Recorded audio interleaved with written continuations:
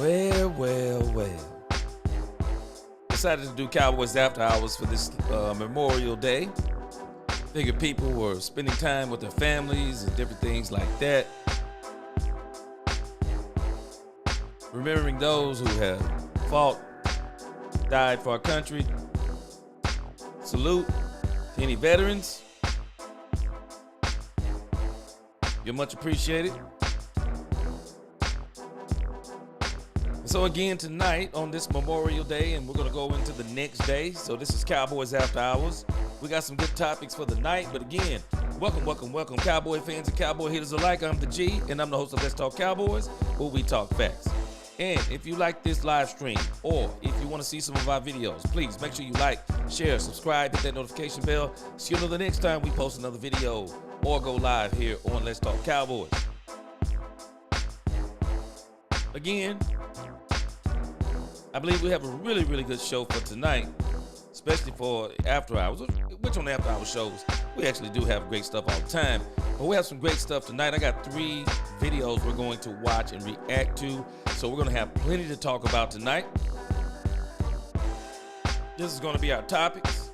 We're going to be on 105.3 The Fan pretty much exclusively tonight. There was Nick Harris gave some OTA takeaways. We're going to talk a little bit about Jalen Ramsey, and I don't even understand this talk about Jalen Ramsey. We're going to look at that tonight. And then, of course, Brian Broaddus also has some takeaways, I believe, from OTAs and things of that matter. And in the conclusion, I may throw in another topic that I just thought about. Let me write this down in case I want to get to it, depending on how much time we have left. Because even though it's late, I got a few things I'm trying to do also late tonight. And I be burning the midnight oil trying to get stuff done, I'm telling you. But again, this is going to be our show for today. It's going to be, tonight, it's going to be Nick Harris, Jalen Ramsey, Brian Broaddus, and I think we may talk somewhat about Joe Milton III in the conclusion. And so, we're going to get a little bit of a roll call, and I'm pretty sure it's late night. It's not that many of us in here, especially starting out right now.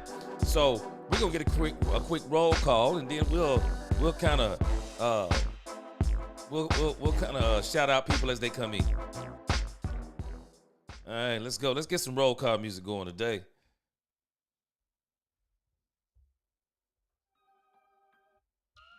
Let's go. Hey, man, it's late night. Let's get this thing pumped up. Let's go. Daniel Lim in the crib. What's going on with you tonight? He said he got a name to share with me tonight. He said, how about Mike Hilton? The former Bengal to play at nickel cornerback. I think we already have I think we may already have the nickel cornerback. I think that cornerback is already on the team. I don't think the Cowboys will be looking outside for that nickel cornerback. I think if anything, the Cowboys may be looking for an outside receiver. I mean, an outside cornerback, so that they can. I think the Cowboys may actually have the nickelback on the team to where they can move the run blend back outside. They've actually been working different guys in there. We'll talk about that when we talk about Jalen Ramsey. Q-Town, dude, what's going on with you? He said, the only thing I dislike about this time of year is that it seems like ever before the season starts. Oh, man, Q-Town, we got a ways to go, too. Jigga, man, in the crib, what's going on with you? Yes, sir. Yeah, we got quite a ways to go. Jared Thomas, in the crib. Let's get it cracking. Yes, sir. Jared Thomas, number 1 Dak Prescott fan. I'm number 2. What's going on with you? C-Base, what's good, man? Good to see you in the crib. Jigga Man said, I need Pickens' number because I'm trying to get my jersey ASAP. I think it's going to be, Marquise Bell got 14. I don't know if you're going to be able to get that one. Hoodie Cush in the crib. What's going on with you? Lisa Worley, we know you stay up late. What's going on with you? Chad Clay in the crib. He said, how about them Cowboys? Would have been nice if Michael got paid today on his birthday. Yeah, it would have been, huh? He'll get it. I think he's going to get it before training camp. For sure. There ain't no way they're going to let him sit out training camp. That'll be crazy.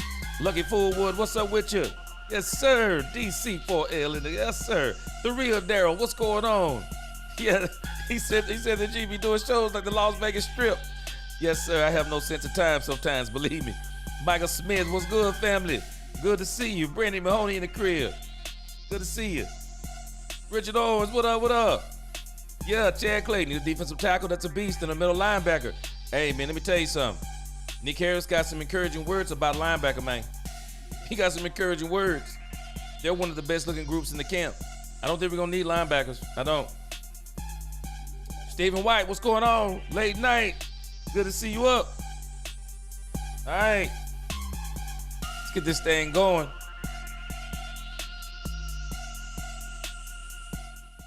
All right, so let's get into our first topic for the night. Let's get into our first topic. All right, let's get it. Yes! Here we go! Let's get into our first topic for the night. So tonight we're going to listen to Nick Harris. I thought Nick Harris had a lot of good things to say about the Dallas Cowboys OTAs. Oh, yeah. You know what? And there's another, I don't know, I may save this one for tomorrow. But Nick Harris had some very interesting things to say. And it looks like this is today he said this. It was recorded a few hours ago, and I listened to it. It was pretty good stuff. Nick Harris has quite a few things to say about the Dallas Cowboys OTAs and some of the players in OTAs. And so some of the things that Daniel M. has talked about, and who else was it talking about the defensive tackle position? Well, Nick Harris has some things to say about OTAs and some of these players. And so I think that we may be encouraged by some of these things. So let's check out Nick Harris today, and we'll be going in and out and kind of reacting to some of the things that he's saying, and I'll be reading your comments. I'll be paying attention to the chat, and we'll react to some of the things that he is saying. But I really thought he had some I thought he had some nuggets in here. So this is Nick Harris on 105.3 The Fan, giving some insight on the Dallas Cowboys. Let's check this out. And from the Fort Worth Star-Telegram and one-time KNC enemy, Nick Harris joins the program. Nick, how are you? Doing fantastic. Always frenemies, but yes, doing fantastic. Alex said he would laugh at that. I'm glad we balanced this out now. I really like Nick Harris a lot, so this is good. Me too. Nick, first question. My son signed my name on a waiver form this morning. Should I go ahead and reprimand him for this, or is this quality stuff? Okay. What was the form for? That's the question. It was Free Planet Fitness for the summer because he's a student, so he gets to go work out. Are you a proponent of this? Does this allow him to kind of get out of your hair? No, I mean, I'm perfect. Actually, we already have a rec center membership. I don't know what he's doing here. Meaning Bud that got added in there. It's a show of dominance. I like that. Maybe feel as enthusiastic about it as I think other people believe I should be. Yeah, it's a fascinating part to be at, especially because I believe it was about a month ago when he was at the Children's Cancer Gala Fund in downtown Dallas. He said that if he had to play a game right now, he could. And so it's like, okay, but you're not 100% cleared, so what does that exactly mean? You know, at the end of the day, he needs to be cleared for contact in time for training camp, and everyone believes he will be.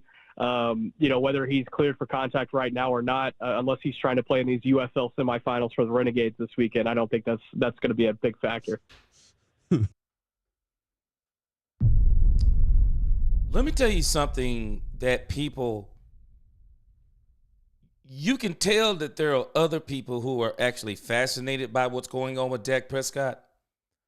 But let me tell you something about Dak Prescott that enough people are not talking about. And I think people aren't talking about it is because people aren't asking them the questions about Dak Prescott. Because let me tell you something about people, especially some of this Dallas media. I don't quite understand some of this Dallas media because there have actually been people on 105.3 The Fan that have actually went as far to say they wished Dak Prescott would get hurt. There was a person on 105.3 The Fan saying this dumb stuff so that Cooper Rush could play. I mean, it's like, and what I mean by what I'm saying is, it's like some of the Dallas media. It's like they want Dak Prescott to be hurt. Like, they don't want him to be cleared. Because I'm going to tell you now about 105.3 The Fan. They were the very ones saying that there's no way Dak Prescott will be back on time for OTAs, training camp, because that injury is a 9-month injury. And I was like, when they were saying it, I was like, where are they getting this stuff from? It's a very common injury amongst hockey players. They have the surgery, and they're right back to playing. It's not that long of a it just depends on, I guess, your body in a sense. But in the grand scheme of things, it's not that kind of injury to where it takes a 1 year to be off, recovery. I mean, Tyron Smith had it in the Cowboys training camp, came back and played in the same season. And there was no more talk about it. He played the following season. There was no more talk about it. And so, but it's strange to me because they're not asking as much, how does Dak look? They're not asking how he looks. They're saying stuff like, surely he isn't ready. How is he doing as far as moving around, stuff like that? But they're not really talking about stuff like, hey man, how's he look? What does his throws look like? What's the connection look like? Blah, blah, blah. They're not asking those things. They're only asking the things that go along with their own narrative. Almost like they were wishing that Dak Prescott would have stayed hurt. This Dallas media don't make sense to me sometimes. It does not make sense to me. And it's even stranger to me. I want you to think about this. It's even stranger to me that people are talking about Joe Milton. I'm going to show you something where Nick Harris even talks about Joe Milton. And it's strange to me. People want to point out Joe Milton. Let me tell you something. Dallas is the only place I know that people talk about the backup quarterback.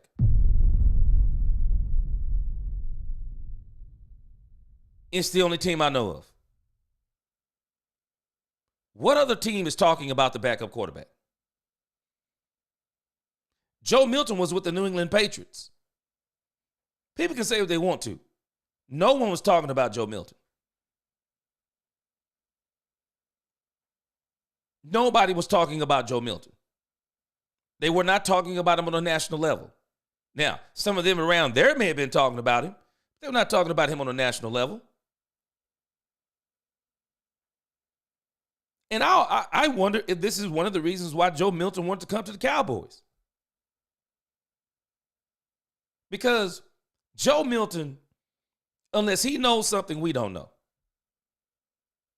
Joe Milton will not see the field for the Dallas Cowboys unless Dak Prescott gets hurt. He will not see the field. And I promise y'all, Joe Milton will not outplay Dak Prescott. Joe Milton didn't even look better than Dak Prescott looked in college. So why would anybody expect Joe Milton, now that he's in the pros and Dak's in the pros, that he would look better than Dak in the pros? People do not understand how good Dak Prescott was in college. People do not understand how good this dude was. They do not understand. He does not get enough credit. And people don't give Dak Prescott enough credit for how good he's been in this league.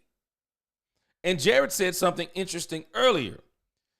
People who talk about Dak Prescott says he has no excuses. But it's strange to me, them same people. Let me show you how they double talk. They say, now he has no excuses. Hold on a second. You said he had no excuses before.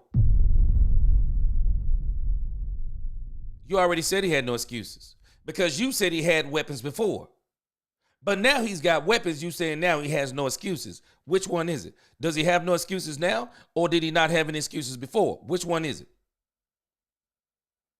Because you said he had weapons before and there was no excuses. So now you're saying, no, there's no excuses now. See, our problem is a lot of people are still in this mode of wanting to blame Dak Prescott, wanting to pile on Dak Prescott. But at the end of the day, a quarterback does not win championships. quarterbacks, skill positions, they score points. The trenches win championships. Not just defense. Defense does win championships. But trenches will almost guarantee you championships. If you can control both lines of scrimmage, defensively and offensively, you don't even need a quarterback of Dak Prescott's caliber if you can control both lines of scrimmage. You don't even need a quarterback that's going to throw for 200 yards if you can control both lines of scrimmage. You don't believe me? Go back and look at this past Super Bowl. Trenches won the championship for the Philadelphia Eagles. And don't let it fool you that Saquon Barkley didn't get a lot of yards because he had a lot of carries. The Kansas City Chiefs had dedicated themselves to stopping one Saquon Barkley. Well, they chose their poison. They said, we'll stop Saquon Barkley. The problem is they couldn't stop Jalen Hurts from running the ball. And because they dedicated so much to stopping the run, it only took so many throws for Jalen Hurts. The defensive line was so good, they gave him a short field all day long. They scored on a defensive touchdown.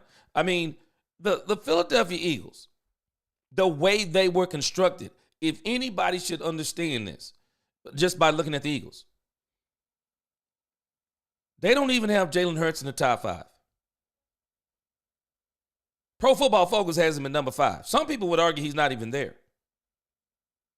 But when you have the kind of team that he had, you don't even need a high caliber quarterback. So imagine that once the Cowboys finally get the pieces around Dak Prescott, and Dak Prescott is what you call way better than average, way better than adequate. Dak Prescott is a very prolific quarterback. When the Cowboys get this team right, there'll be no worries. Dak Prescott is going to absolutely dominate, and the Cowboys are going to win that chip. Now, again, I do think 2026 is going to be a lot to ask. Brand new coach, brand new coaching staff, whole bunch of new players. I mean, there are so many things the Cowboys really have to fill out. We got to, and again, we're going to see what's going to happen after post-June 1st, because if the Cowboys make 3 moves post-June 1st that I think they may make, then we may be in win-now mode, and the Cowboys may be trying to make history by having only the 3rd first-year head coach to win a Super Bowl. I mean, this may be what they're going for. We're going to see this after June 1st, so we'll see what happens. But again, it's funny to me that no one's talking about Dak Prescott other than they're just blown away that he's healthy already. They're blown away that he's been cleared for everything but contact. But that's kind of a moot point anyway at this time of the year, and it's really a moot point at training camp. The quarterback is never engaged in physical activities. He's not getting hit during OTAs, and you better not hit him during training camp. He's not going to play in the preseason. And I wouldn't be surprised, though, if the Cowboys do try to give Dak Prescott a series in the preseason. I will not be surprised if they do that. If not the first game, the second game, because Dak Prescott hasn't played since the Atlanta Falcon game. But for the most part, Dak Prescott will see very little contact anyway, like most quarterbacks don't see anyway. So Dak's going to be fine as far as that goes. But that's the only thing they want to know about. They don't want to know about how is he looking? How's the throws look? What's the connection look like? Now, I've been looking at other places and people talk about this, and I've seen where some people have been saying, yeah, Dak's looking really, really good. But you don't hear, this is not what people are talking about on the grand scale. The only surprise to them is Dak Prescott he's been cleared, and they're still trying to find something negative in that. Well, he's been cleared, but not for contact. And Nick Harris said it perfectly. Unless Dak is about to play in the USFL championship, contact don't matter anyway, all the way up until the first game. Doesn't make sense. But I'm sorry about my rant on that, but I don't understand that people will report on how Joe Milton looks, who's not even going to start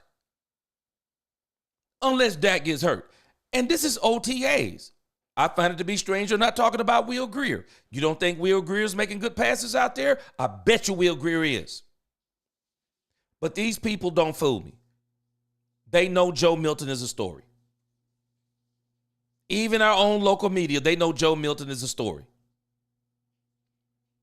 And so even they try to get involved in that because it just gets people ears tweaked. So the Dak Prescott haters can come out. It just doesn't make sense to me.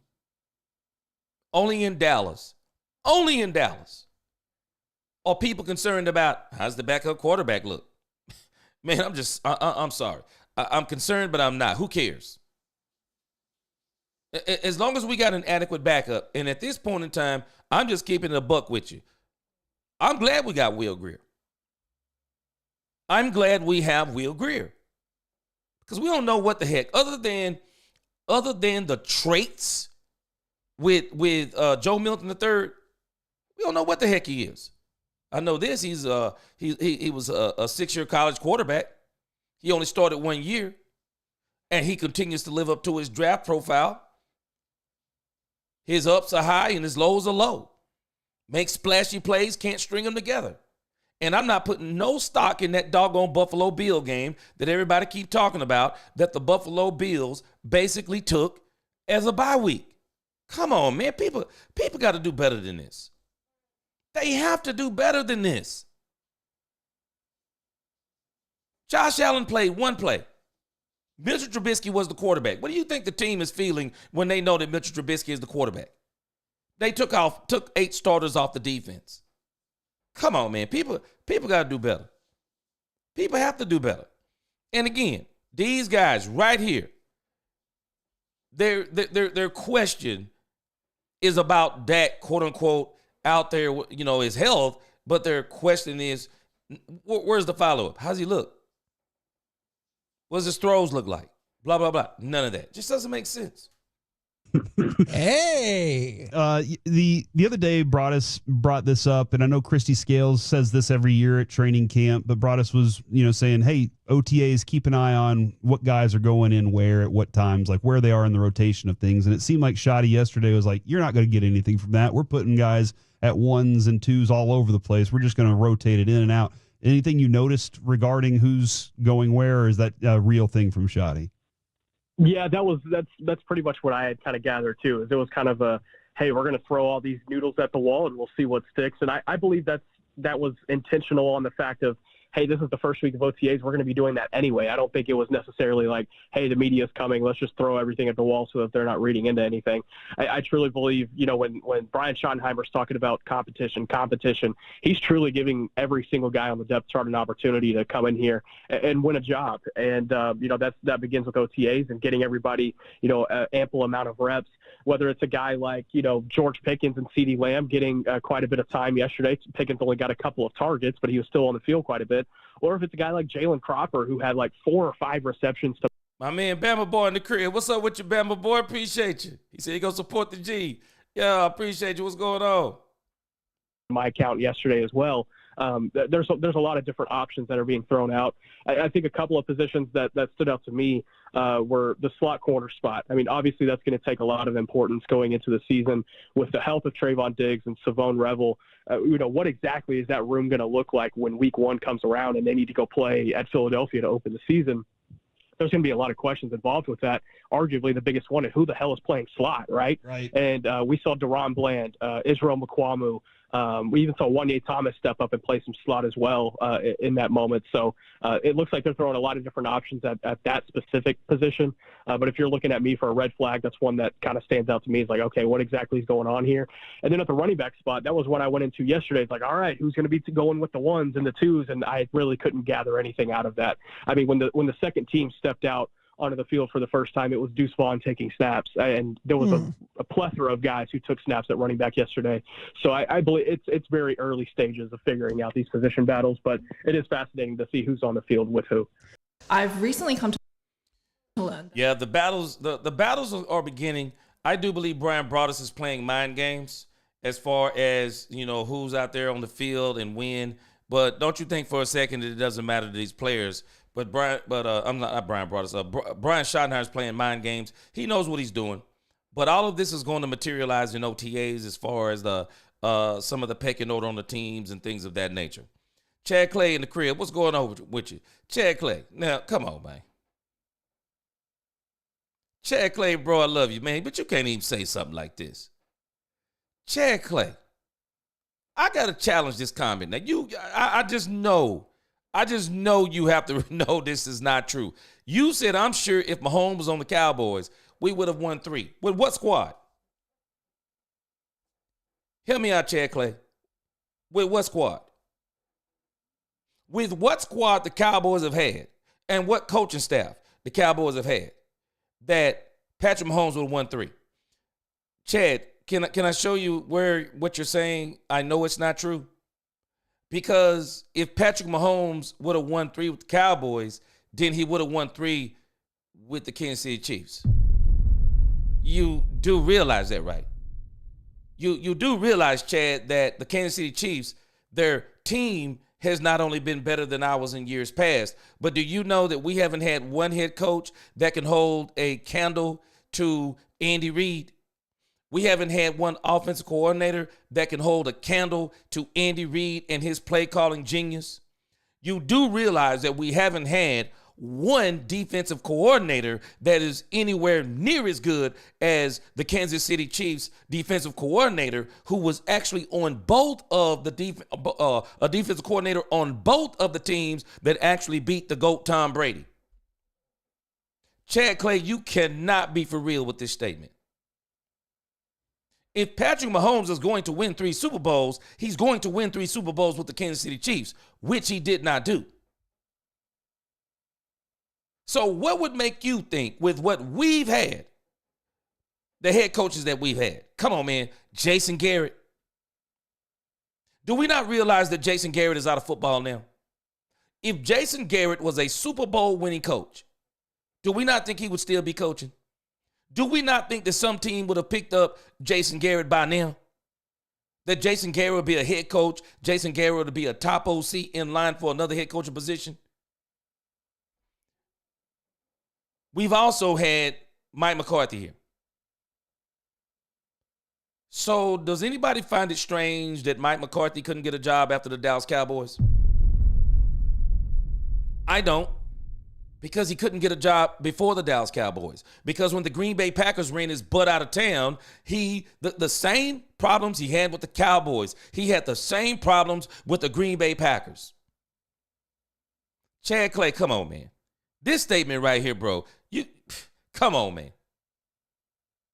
What have we had that would lead anybody to believe that Patrick Mahomes could have won with the Cowboys? What have we had?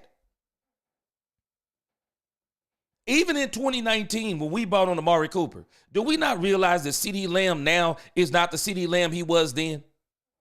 That even CeeDee Lamb in his most recent press conference said that Amari Cooper grew his game exponentially. Yeah, he wasn't where he is now. He wasn't the route runner he is now. He wasn't the ball player he is now. Chad, come on, man. You can't make a statement like this. What team has actually been better than the Kansas City Chiefs up until this year than the Philadelphia Eagles? We ain't been close. Come on, man, we ain't been close to the Kansas City Chiefs, squad-wise. Now, I can show you why I know you can't be saying what you're saying, because do you know the only quarterback that's been close to Patrick Mahomes statistically, win percentage, offensive points, offensive yardage, the only quarterback that's been close to Patrick Mahomes is Dak Prescott? Yeah, go check the facts.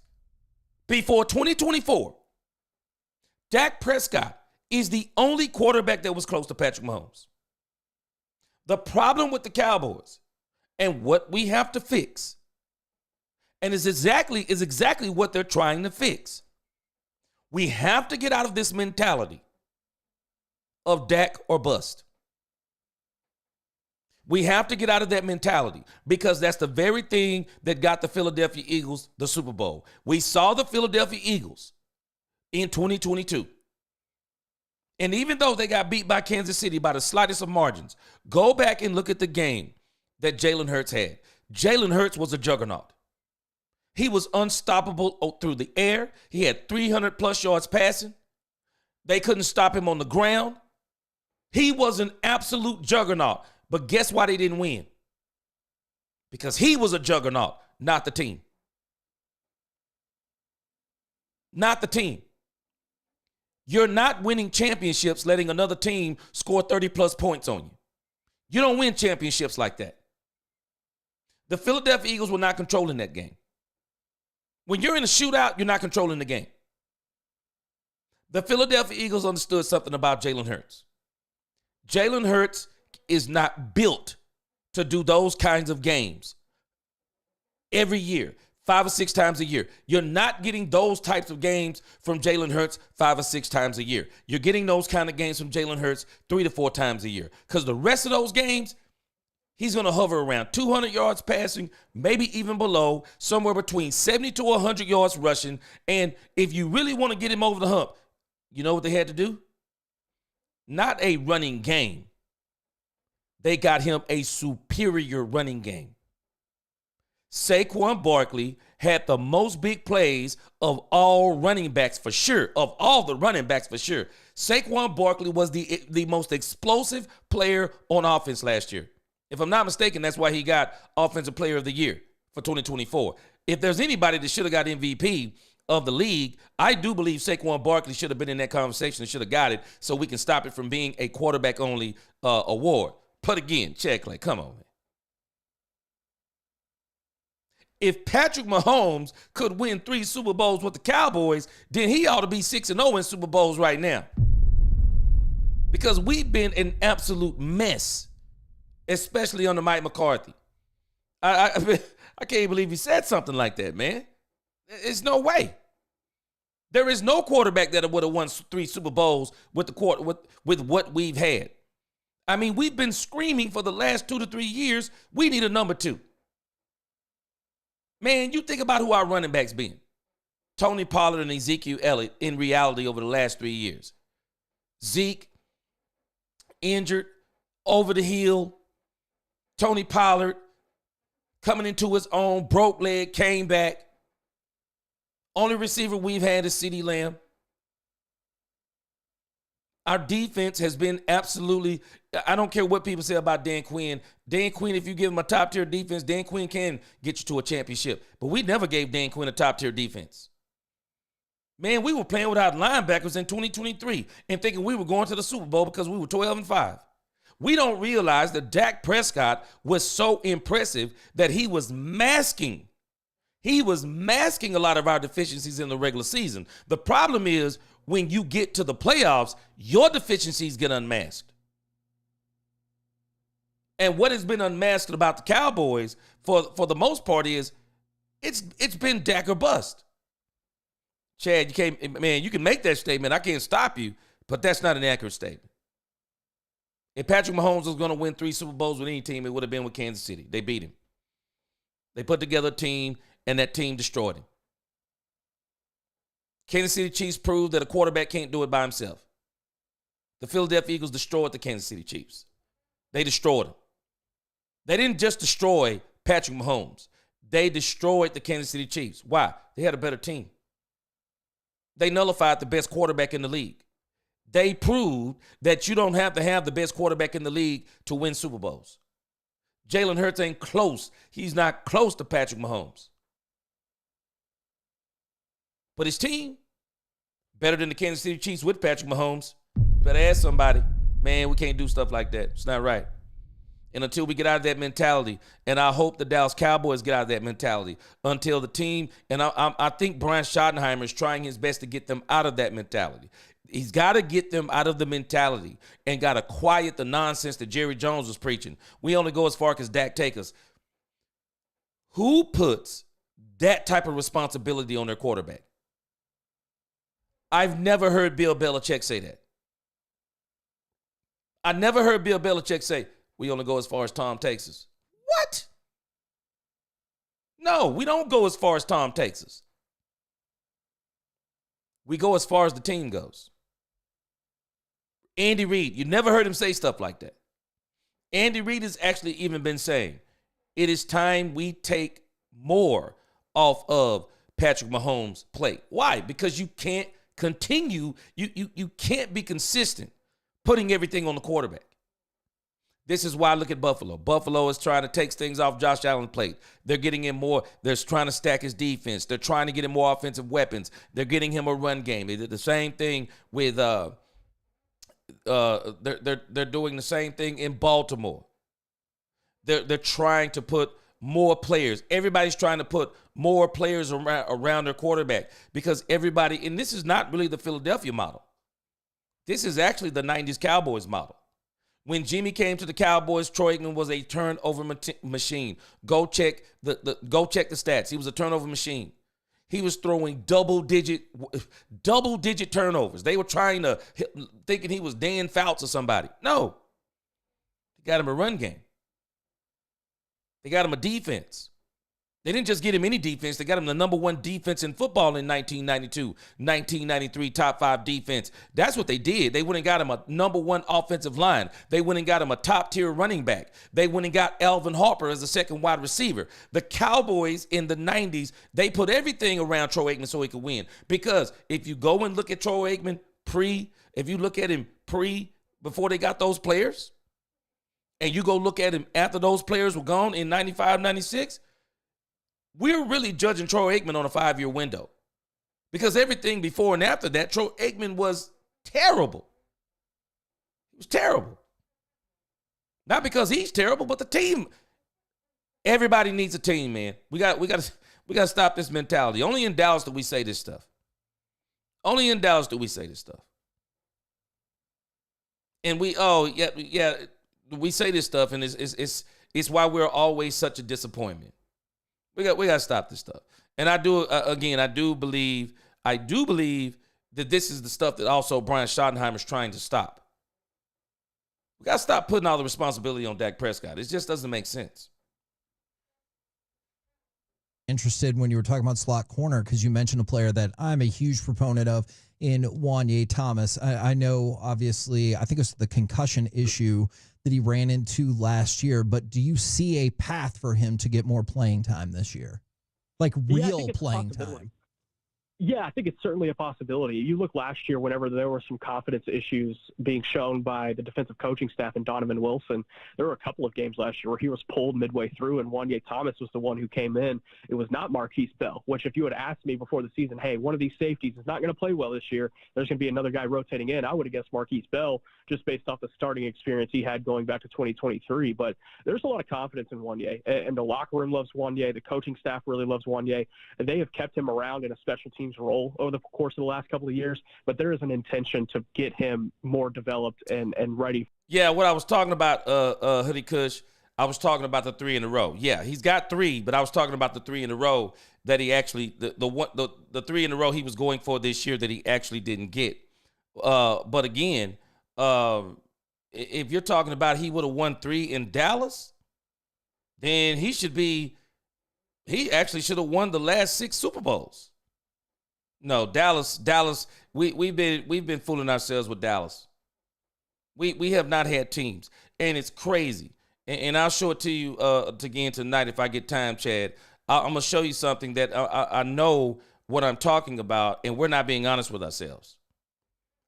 It is insane to me that the Dallas Cowboys 2025 team right now is better than the 2023 team. Right now, it's better than the 2023 team that got beat by Green Bay. Right now. Right now, that team is better. And I would even dare say this team right now is better than any of the teams that Mike McCarthy and Dan Quinn had. I'm telling you right now, Dan Quinn would be salivating over this defense the Cowboys have right now. Even as much as we're talking about, yeah, we need a one tech. We need another cornerback. We need another cornerback. Sometimes we even mention linebacker. Let me tell you something. If Dan Quinn was the defensive coordinator right now with the defense the Cowboys have right now, I bet you Dan Quinn would tell all of us to shut up. Dan Quinn would tell all of us to shut up. Dan Quinn would be salivating over this defense we have right now. And we don't even think it's good enough. We don't even think the defense we have right now is good enough. We're screaming one tech. I guarantee you Dan Quinn would be like, I ain't too worried about a one tech on this defense. I bet you Dan Quinn would find a way to stop the run with this defense. Because, see, Dan Quinn wouldn't be so worried about stopping running backs per se at the line of scrimmage as much as he would be concerned about just give me the linebackers that I need. Because the one thing that we're underestimating about our own run game, we're talking about it, we don't get a D-tech, a one-tech defensive tackle, we're not going to be able to stop the run. I understand what we're saying, and I'm all for us going out and get DJ Reader if the Cowboys can get him on a good deal. But even if the Cowboys don't get a one-tech, do we not realize how much the Cowboys are better on defense and in particular at the linebacking position? That has been this team's weakness for what, 3-4 years? Our best linebacker was Van Der Esch. What, over the last 3 seasons? Until he got the neck injury? Dan Quinn would be salivating over what the Cowboys have right now. We have a 2025 team that's better than any team that Dak Prescott has been on for the last 3 to 4 seasons. And we're still saying that team is not enough? But if you go back and compare those rosters to 23, 22, 23, we don't even have to look at 24. But if we look at the last 3 seasons, this 2025 roster runs circles around that one, and we're still saying it's not good enough. So what does that tell us? What does that tell us? Dak Prescott masked a lot of our deficiencies. The problem is it's hard to cover up deficiencies in the playoffs. It's hard to cover them up. When you get into the playoffs, these teams, man, they get so strategic. You really can't change up. You can't change up in the playoffs. It's pretty hard to change up in the playoffs. So when you get to the playoffs, you are what you are. You are what you are. So for the most part, you really can't make any changes. And the Cowboys, they have not been as good as we thought they've been. But Dak Prescott has been better than we've been giving him. He's been better than most people give him credit for.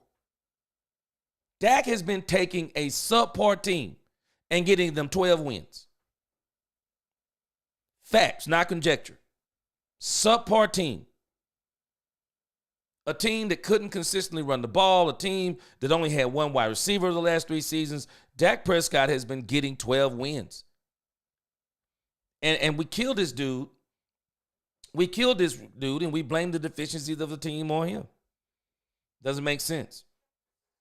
But again, we're going to see what happens this year. The Cowboys are getting George Pickens. Hey, you know what? We're going to be great. We're going to be competitive. The Cowboys are going to win some games. But again, we have to also understand, if I'm not mistaken, the Cowboys drafted Alvin Harper in 1991. You make sure. Let me help us Dallas Cowboy fans out, because if you let us tell it, Jimmy Johnson came to town and won the Super Bowl in his first season as a coach. No, he didn't. No, he didn't. And Alvin Harper came to the Dallas Cowboys. I thought it was 1991, but let me make sure.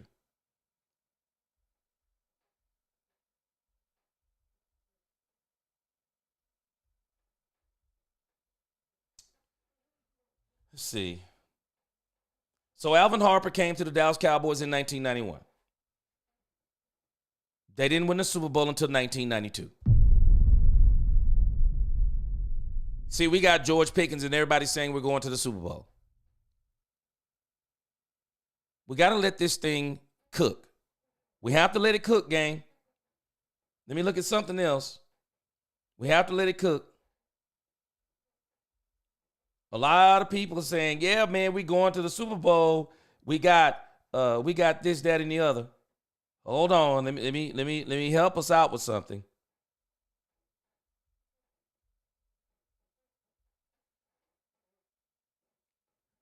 Emmitt Smith was drafted to the Dallas Cowboys in 1990. Alvin Harper in 1991. We're saying that the Cowboys got George Pickens, so Dak Prescott has no excuse. Because George Pickens is the if Dak don't win the Super Bowl with George Pickens, even though Troy Aikman didn't win the Super Bowl when Emmitt Smith got there in 1990. Troy Aikman and the Cowboys didn't win the Super Bowl in 1991 when he had Alvin Harper and Emmitt Smith. The Cowboys broke through in 1992. And that still took some tweaking. That's why I keep saying the Cowboys got to do a little bit more tweaking. Let me give us some fact, not conjecture, because I'm just telling us a lot of people. See, I was alive. I don't know if some of us were alive during the 90s. I don't know if some of us were really paying attention to the Cowboys. But I can remember this stuff.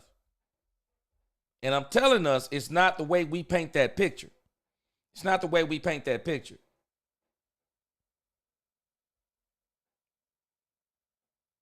And if you think about Charles Haley, see, Charles Haley comes to the Cowboys in 1992. Charles Haley was the piece that got us over the top because the team was already good. And then Charles Haley came in 1992, and Charles Haley started raising all kinds of hell. And I'm not talking about on the team. I'm talking about on the opposing offenses. Charles Haley was the piece that really took this team to a whole nother level because trenches win championships. The Dallas Cowboys, people don't understand. There's only been one quarterback in the last few years that has won the Super Bowl without a top 5 or a top 10 defense, and his name is Patrick Mahomes. He's the only one that has done it in eons. When you go back and look at every other quarterback, they've always had top 5 defenses, including Troy Aikman. Top 5 defenses. Go back and look at Jalen Hurts. They were number 1 against the run overall. We're going to go back, and people are already, I told y'all this 2 weeks ago, and people are already doing this. There are people who are going back, and they're saying, this 2024 Philadelphia Eagles team, people are going to look back on that team, and they're going to say it's probably one of the best in history. Do you know they're already doing it? I told you they were going to do it.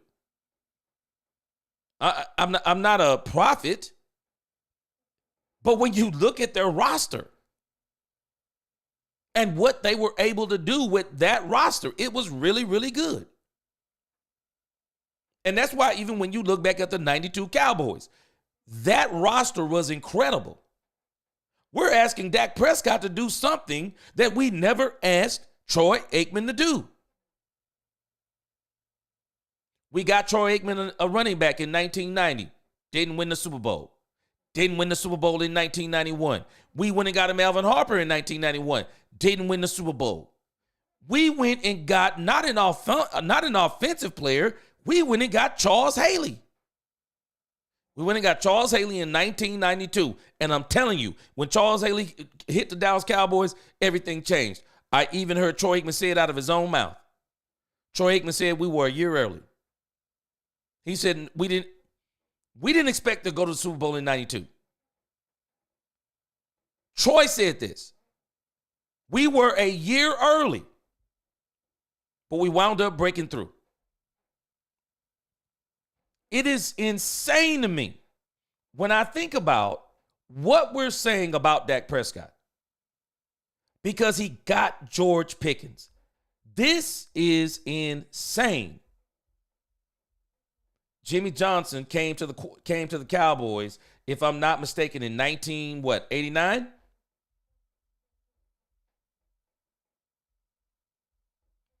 He came to the Cowboys in 1989? If I'm not mistaken, let me look. I want to make sure.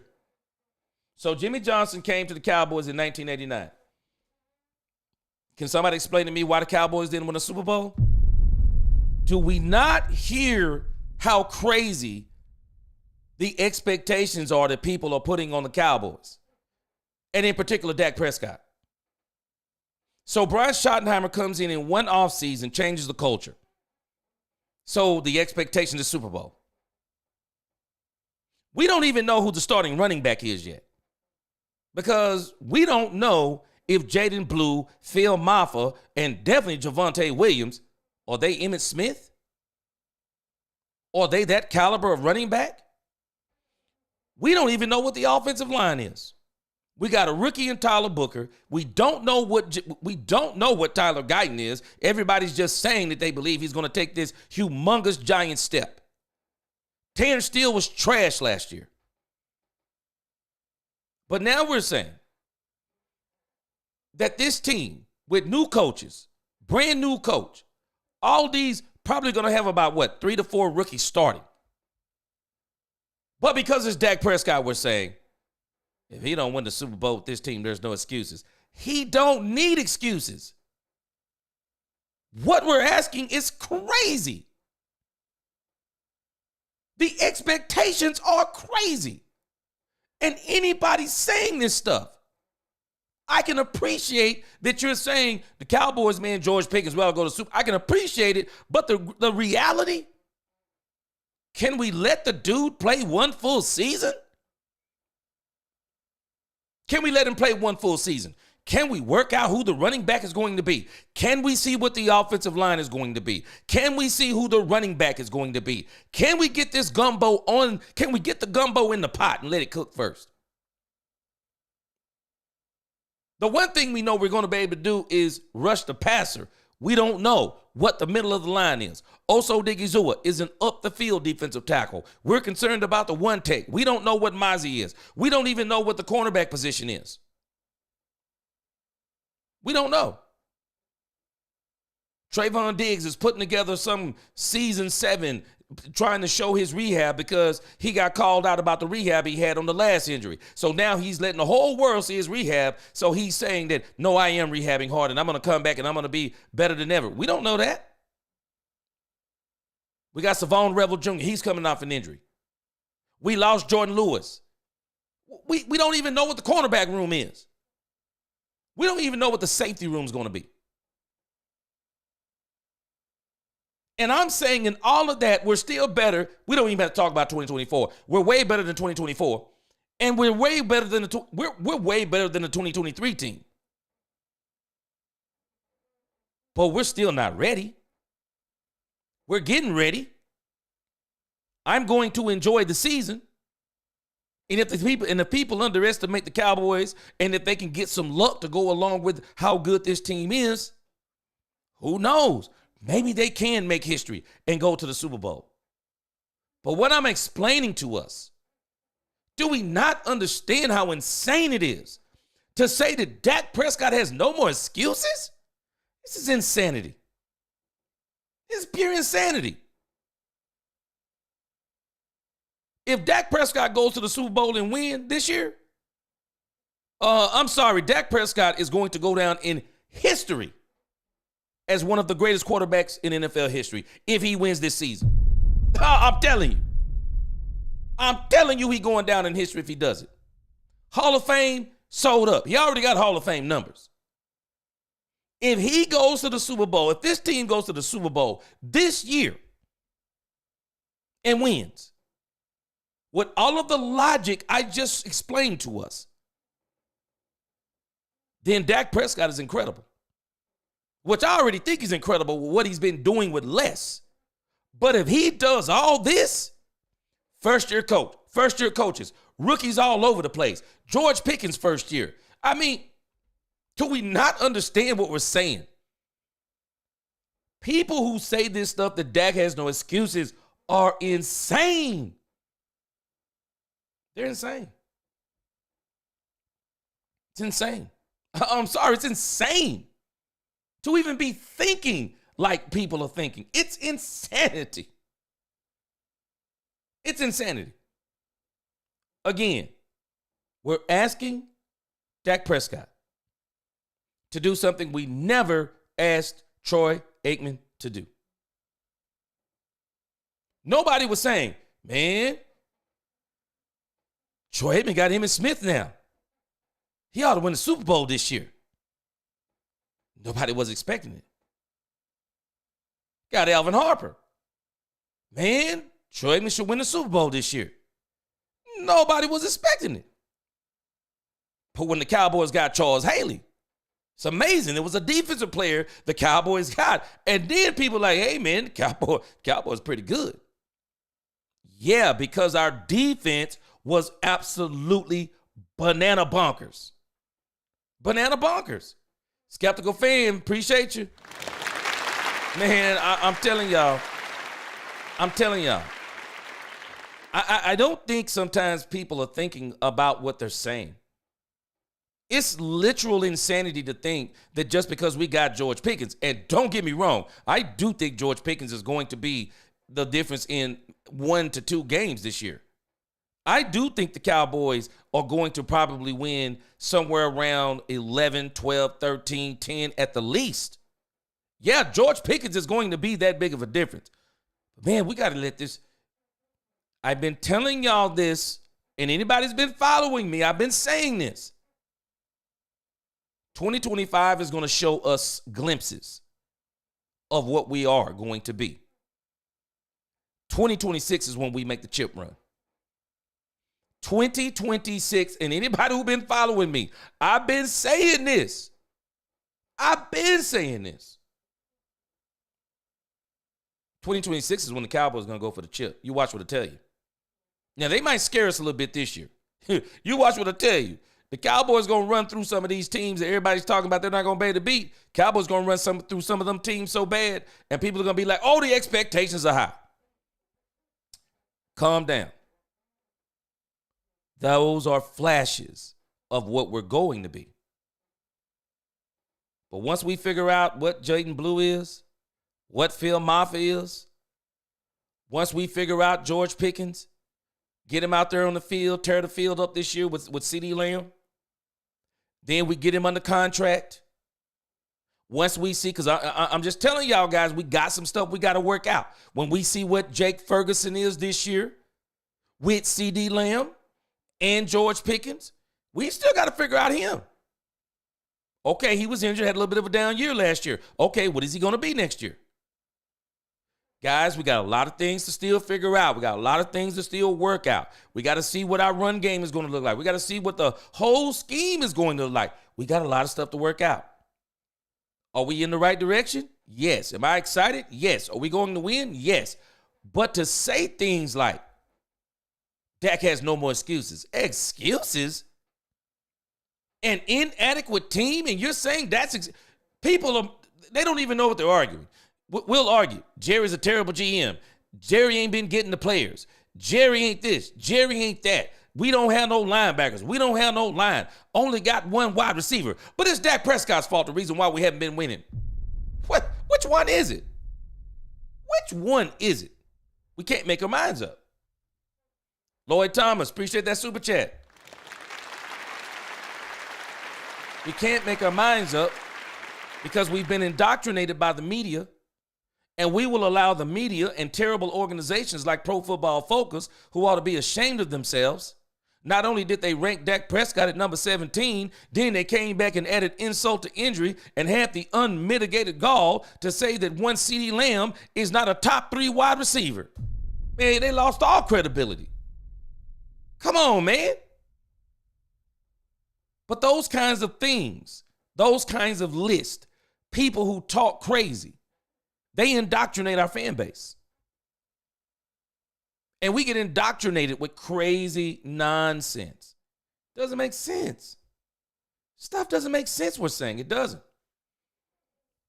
Damon said, if KC was horrid, whose fault is that? It's the dang on coaches. And Andy Reid's supposed to be one of the best, Chad. Man, let me tell you something. We ain't taking nothing away from Kansas City here today, Damon Boy Davis.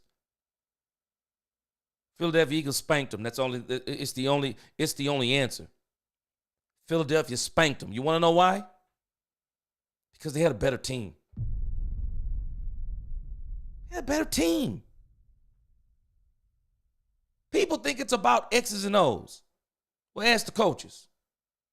The coaches will tell you, yeah, it's about the X's and O's, but it's also about Jimmy's and Joe's.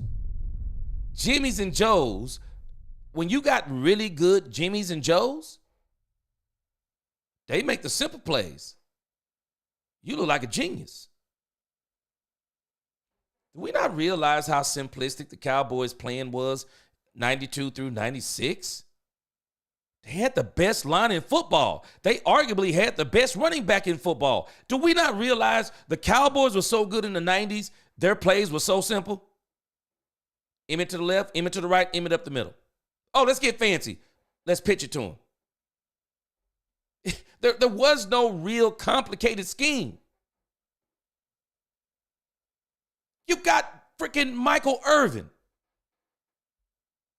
There's a reason why Michael Irvin is my favorite wide receiver.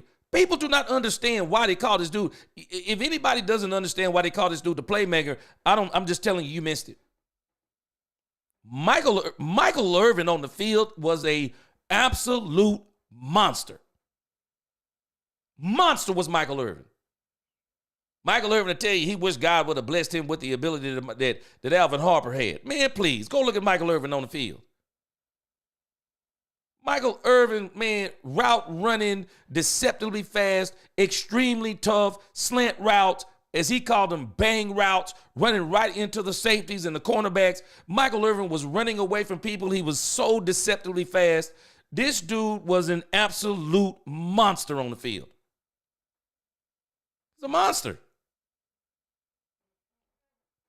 I'm telling us, we do not understand some of the things that we're saying. We do not understand it. When you have a team like the Cowboys had in the 90s, and a team like the Cowboys are starting to put together, we're not there yet, but we're getting there. We're getting there. And I want y'all to be excited about the Cowboys. I'm excited about the Cowboys. They're going to show us a glimpse of what we're going to be. Not what we are. See, this is where we have to really be excited. It's not what we are. It's what we're going to be. I believe Stephen Jones, and I'm gonna still believe goal is to put together the best roster in the NFL. He ain't there yet. He's on his way. He's not there yet. Got some ways to go. But I'm telling you, they're going to give us some glimpses this season. But to say that if the Cowboys don't win the Super Bowl is insanity. It is. And to say that if Dak don't do this, that's insanity. Skeptical fan, appreciate that super chat.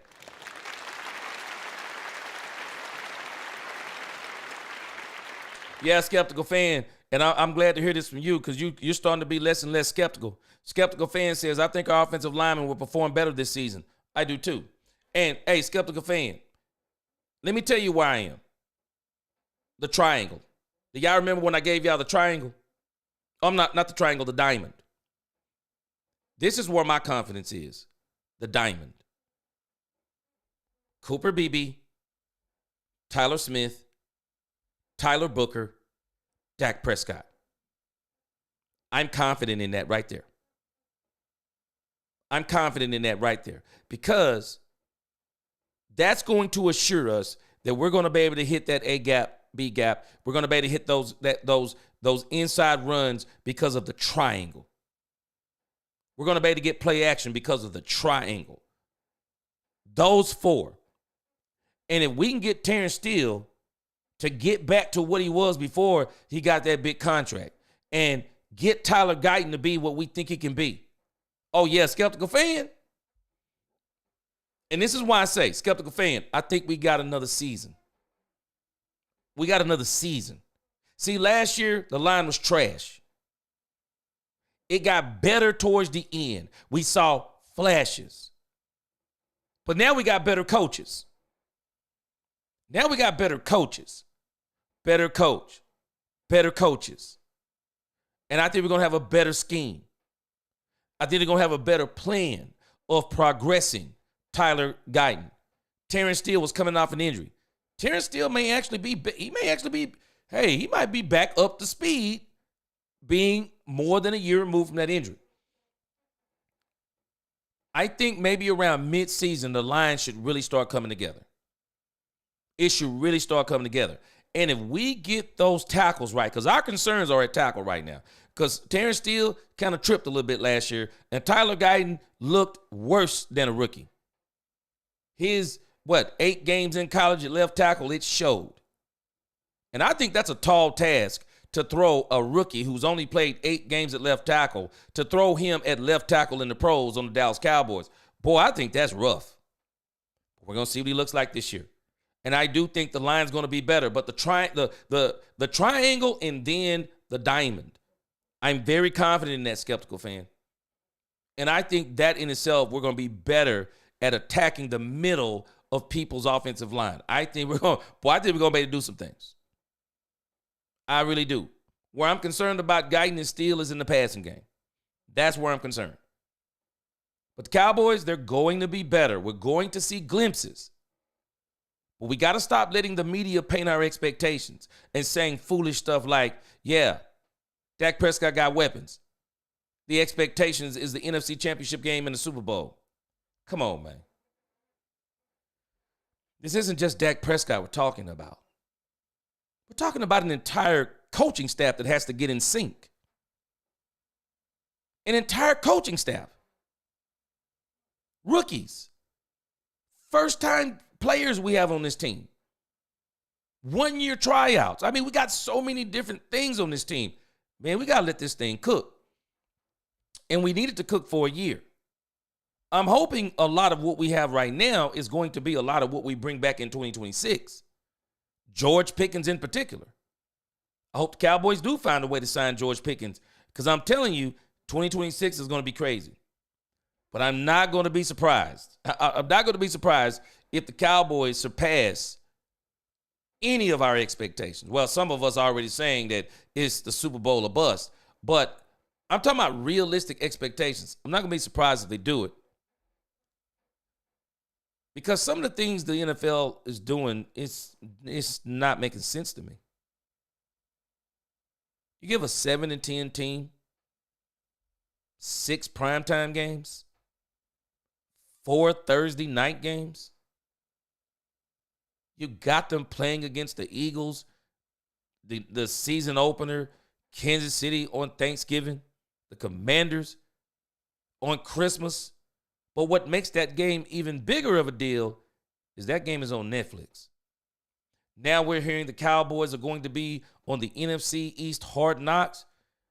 Guys, I'm telling you, something is fishy. Something is fishy. And this is one of the very reasons why I believe the Cowboys are going to be ultra competitive. But again, I would love for them to make history and go with a first-year coach. Oh, I'd love for them to make history. But I think it's going to be 2026 or at the latest 2027. Lloyd Thomas, appreciate that super chat. Lloyd Thomas, he's saying 2027. Yeah, book it. See, I think it's going to be 2026, no later than 2027. I think that we may see a span of 3 years where the Cowboys reached that thing twice. Cowboys reached that thing twice. I will not be surprised. I'm telling you, man. They're building something, but it's not there yet. We got to let it cook a little bit more. I do believe we got to let it cook a little bit more. I do. We got to let it cook a little bit more. Q-Town, no salary cap. But Q-Town, understand this. This league has figured out a way to get around the salary cap. It's called void years. That's how they're getting around the salary cap now. Howie Roseman really... This is how Howie Roseman does a lot of his deals. Howie Roseman does those deals and throws those void years in there. Now Jerry is doing it even more. Him and Steven are doing it even more. You create those void years in those contracts. You create those void years in those contracts, man, and it's almost like you don't have a salary cap. Yeah, you have to pay for it later, but see, the reason why you don't mind paying for it later is that you say, hey, you know what? Salary cap going to go up year over year. So if we push this down here to this right here, by the time the salary cap goes up and then we drop off some players here, drop off some players there, it'll all wash itself out in the wash. That's how teams are thinking. So they figured out a way to kind of get around this salary cap. Chad Clay, he says GM fault, not coaches. Can't do much with what they had. That's why they went out and got different linemen. And you know what, Chad, I tell you this. I think they had the wrong coach. Mike McCarthy, man, I was never sold on him. Mike McCarthy was not the right coach. Just wasn't the right coach. He can't motivate, and he couldn't motivate young guys. And I think that was one of the things that even Michael Parsons was hinting at. He just couldn't motivate young guys. And so now you'll notice what Brian Schottenheimer is doing. Brian Schottenheimer is really doing a lot of things to ingratiate himself to the young guys. That's what he's doing. He's really getting the young guys involved and putting responsibility on them and telling them he wants them to be leaders because he was in that locker room and he understood how some of those players were feeling. Rolando Rodriguez, he said, let's talk Cowboys. He said, if a GM hasn't won a Super Bowl in 30 years, boy, 30 years? Man, 5 years he'd be gone. In 30 years, he would have been fired. Yeah, you got it right there. 25, he'd been 25 years ago, but you can't. He is also the owner. Insanity, go Cowboys. Now, but I'll tell you this, Rolando. I'm going to tell you what got to Jerry. And this is exactly what I was hoping when I was talking about the Eagles last year. I wanted the Eagles to win the Super Bowl. Because I believe it took something like that. Because we had Kellen Moore as their OC. Dan Quinn goes to the NFC Championship game. The fan base is going just ballistic, like they've done in the past. But I think what really got this thing kind of going nuts was when two ex-coaches from the Cowboys go, both of them were in the NFC Championship game together, and one of them went to the Super Bowl. I think that's what made Jerry I think that's what really made Jerry and Steven say, we got to do better. Because two of our coaches went to other teams in our division. One almost went to the Super Bowl. One went to the Super Bowl. Not only went to the Super Bowl, but won the Super Bowl. Yeah, that made Jerry start thinking different. I think that made Jerry and Steven both start thinking different. Damon Bama Boy Davis, he said exactly, DQ would be licking his chops with Parsons and Donovan. Oh, man, with Donovan as his edge rushers. Damon. And Dante Fowler. And linebackers. Boy, Dan Quinn went better to sleep at night, man. Dan Quinn went better to sleep at night. Johnny Valencia, he said the Eagles have Jalen Carter, Jordan Davis, and Nolan Smith. They got serious players. Got to give Howard Roseman credit. I mean, the dude really should be GM of the year over year. He really should. All right, let's listen to a little bit more of Nick Harris, and I'm going to come back to some of your comments, man. I appreciate y'all rocking with me tonight. Y'all make sure y'all hit that like button, man. We got 166 in here. Let's keep it rolling. Let's see if we can finish up with Nick Harris. For a potential role on defense if and when that time comes. And then throwing him in the slot, that was actually a question I had last year when, we were talking about, corner situations and what exactly could it look like when there's a million injuries. And I had asked him in the locker room, I was like, hey, is slot something that they have worked you on at all this season or like during practice or anything? And he had said no, but he would be open to it. So maybe this is just kind of a different philosophy with Eberflus coming in, being like, hey, you have the body type to work at slot. You have the hip mobility, the flexibility to do so. Let's try you out there and see if it works. I'm glad he's at least getting the opportunity to do so. I've always felt like he has that kind of talent to work on the inside as well. I'm glad you bring up the Eberflus philosophy here. Yeah, what they've been talking about is Deron Bland. They got other guys they're starting to work out in the slot. And that's why I said, Dangy Lim, you was mentioning this earlier, but the Cowboys, I think, already have a slot solution on the team. I think it's either Izzy or Makamu. They got. I do think they have the slot thing on the team. The issue is going to be the two outside cornerbacks. Shavon Revel Jr., DeRon Bland, I think he'll be back on the outside because it's a contract year. They are not going to convince this dude to play slot. He's going to move back outside. But again, not only him, but the Cowboys out. Let me tell you, Ka'ir Elam, do not count this guy out. They've already been talking about how good he's been looking at training camp. Ka'ir Elam, he's in this thing. Ka'ir Elam is in this thing. So I think the Cowboys are going to have a better secondary than everyone thinks. And I believe that the Cowboys, once they get to training camp and they really get to see how it looks, I'm still thinking that Stephon Gilmore will wind up in Dallas. Really do. Kevin Edwards, he said, that's why I like this channel here. Facts counts. Yes, sir. Appreciate you, Kevin Edwards. Yeah, man, we got to say it for what it is. We do. And again, hey, Kevin, these expectations, man, people talk about what the Cowboys is crazy, man. Damon Bama Boy Davis, he said, the reason why we haven't been winning as the Joneses being too dang gone cheap and not trying to make this roster elite. But Jerry finally got half his head out his butt and still have work to do. Yes, sir. Yes, sir. I'm agreeing with you. See, that Philadelphia Eagle thing got to him, man. I want you to think about this logic. Jerry and Steven looked at those two teams, Washington and Philly. And they could not come away with no other conclusion than this. This is what they look like with players? So you're telling me that Kellen Moore could coach a team to the Super Bowl with players? You think Dan Quinn with a rookie quarterback could go to the NFC Championship game? You think? Yeah, Jerry, players matter. Players matter, Jerry. Yeah, players matter. I think that's what really got them to thinking. We got to do better. We have to do better. And if anybody should have knew it, it was them. Did Jerry not remember what Troy Aikman looked like before he got him a running game? Before Noah Turner? Before Alvin Harper? Before Nate Newton? Before they went and got these players? Does he not remember what Troy Aikman looked like?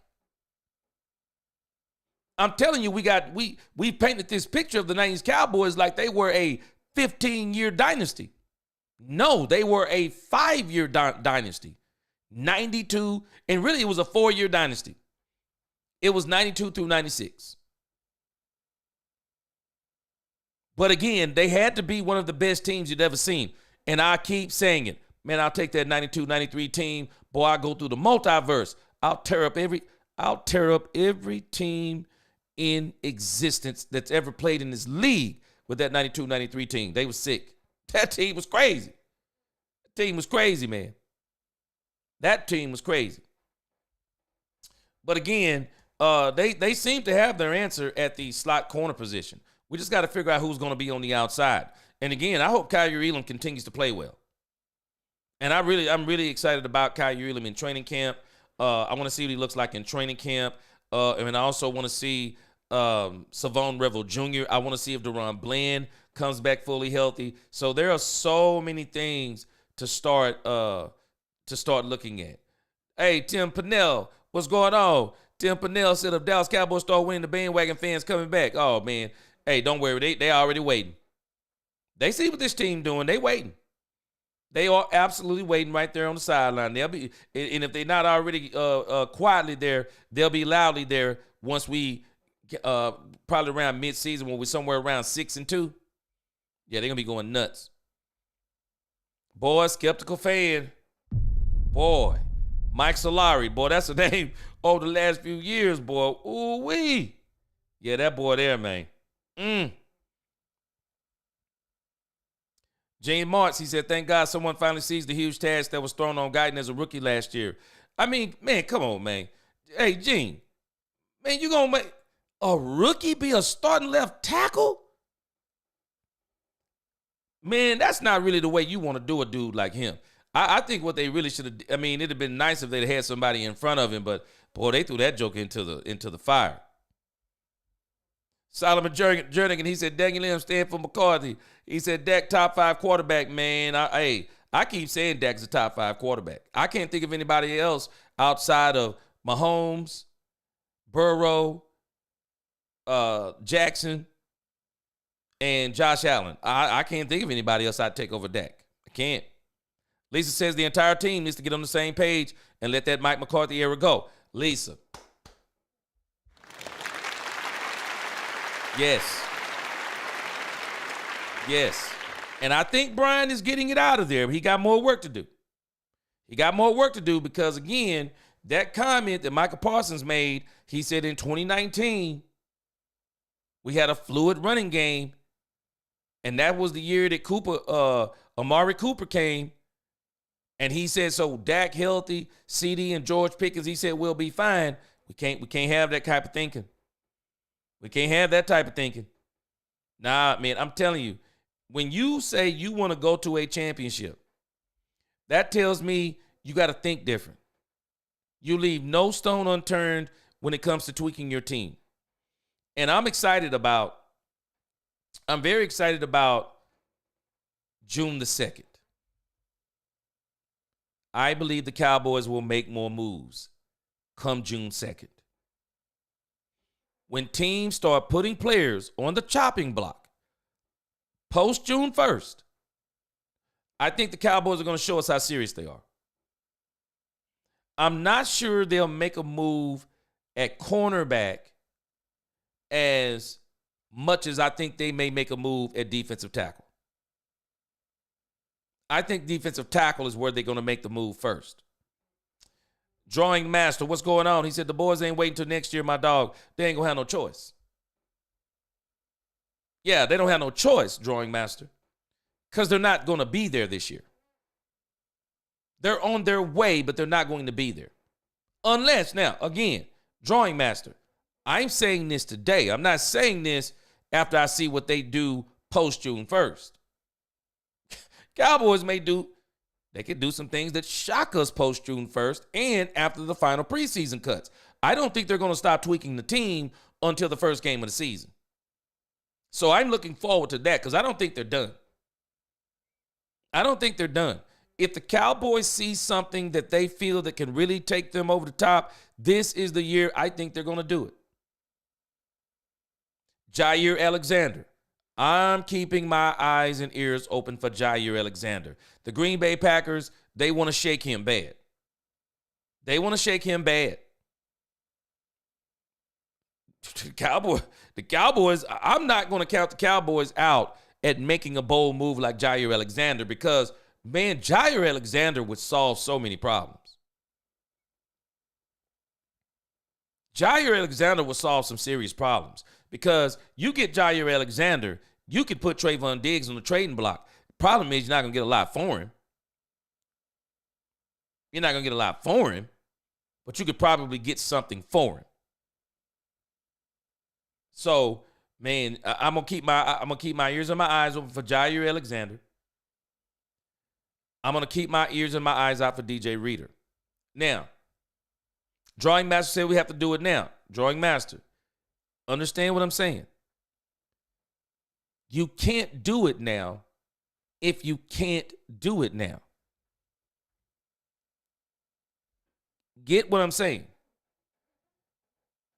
You can't turn a first-year coaching staff into a 3-year coaching staff. These guys haven't even coached together. Drawing Master, there are so many things that this team has to get together in a short amount of time. Jimmy Johnson didn't do it that quick. There's only been 2 coaches that won the Super Bowl in their first season of coaching a team. And one of those coaches is George Seifert.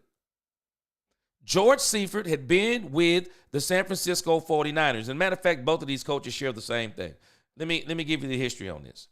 And hey, it's Cowboys After Hours. We can break all the rules. We're gonna let Nick Harris finish tonight, of course. And I can save some of the other material for tomorrow if I don't get to it. But it's After Hours. We can talk about whatever we want to. But drawing master, you got to understand what you're saying. The Cowboys have to overcome is crazy.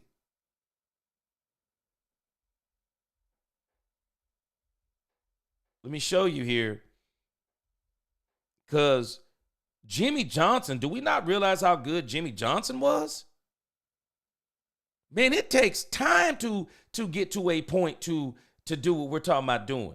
I mean, do we not understand how long Bill Belichick was with the Patriots? Andy Reid with the Kansas City Chiefs? I mean, when we say stuff like we got to win the Super Bowl now, hey man, that'd be great. It would be great. But I'm telling us it's not realistic. It's not realistic. Let me show it to you. It's not realistic.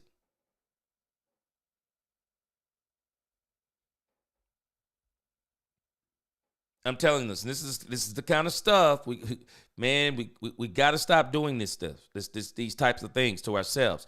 Expectations are the robber of joy. Expectations are the robbers of joy. We got to stop doing this stuff, man. What we are saying is, I mean, it would be an incredible effort to do stuff like this. Okay, so there have been actually 5 rookie head coaches in NFL's history who have won the Super Bowl. So we got Dan McCaffrey. He led the Baltimore Colts, and I can show you this. Dan McCaffrey, he led the Baltimore Colts to victory in Super Bowl V in 1971, becoming the first rookie head coach to win a Super Bowl. Now, the thing that they're not showing about Don McCaffrey, and I'm going to show you something that a lot of these guys have in common. Don McCaffrey had been a member of the team, if I'm not mistaken, for quite a while. He was promoted from within to the head coach. George Seifert, he had been with the team for quite a while, got promoted from within, and he only coached under Bill Walsh, one of the greatest coaches that ever coached the game. He coached the San Francisco 49ers Super Bowl wins in 90, 93, 95. Those teams were absolutely loaded. Sean McVay did it in 2021. He became the youngest head coach to win a Super Bowl. And understand, that team, if we go back and look at that team, it was absolutely loaded. Mike Tomlin did it in 2006. He became the youngest head coach at the time to win a Super Bowl. Mike Tomlin took over a loaded, absolutely loaded team. He took over a loaded team. Won a Super Bowl. Hasn't been back since. Tony Dungy led the Indianapolis Colts to a Super Bowl 36 in 2002. So again, what we're asking, only 5 coaches have done it. 5 coaches have done it. And understand, all of these teams had something in common. Don McCaffrey, George Seifert, Mike Tomlin. They all inherited loaded teams. This is why Mike Tomlin hasn't been back to the Super Bowl. The team had already won a Super Bowl when he took them over, had taken it over. I mean, he was basically given a great team on a silver platter. But ever since the team has truly been his, he hasn't won. Tony Dungy in 2002. Tony Dungy, I think Peyton Manning was on that team. And they had some pieces in place too. But name is skipping my head again. But again, had a great quarterback on that team and already had great players on that team too. He wasn't the only one on that team. And we already know what happened to Sean McVay in 2021. The Rams are just now getting over that team. The 2021 Rams, that team was incredible. It was an absolute super team. It was an absolute super team in 2021. And almost got beat then. But again, what we're asking, we got to understand what an anomaly it is. I mean, it's not saying that it can't happen, but only 5 have done it. And when you look at the circumstances of those teams, man, you're asking a lot. You're asking a lot. And again, I'm not saying it can't happen, but we're asking a lot. And the reason why I say we're asking a lot is because we have a lot of question marks. We absolutely have a lot of question marks. And until some of those question marks are answered, again, I think we're going to see glimpses.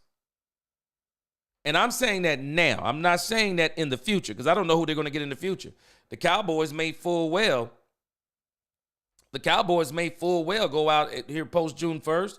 They could get DJ Reader. They could get Jalen Ramsey. I don't think they're getting Jalen Ramsey. We're going to talk about that later. But they could go out and get some other players. And, hey, man, they get a few more players. They could be right where they are.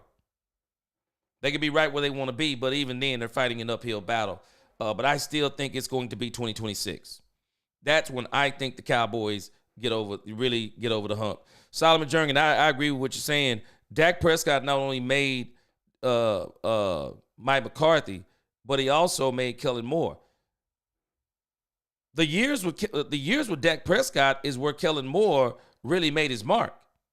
He didn't put up nowhere near the yards with Justin Herbert and Jalen Hurts. Dak Prescott is where people were saying, man, this guy's a genius if he did this with Dak Prescott. But now we've found out that he hasn't done it since without Dak Prescott. Kellen Moore hasn't done since what he did with Dak Prescott. He hasn't done it before or after. Drawing Master. The Eagles didn't say wait till next year. I disagree. And I'm going to tell you why. The Eagles didn't say wait till next year. You must want some other lame team to win so we can go in to get it. We are unstoppable force that no one wants to face. Drawing Master.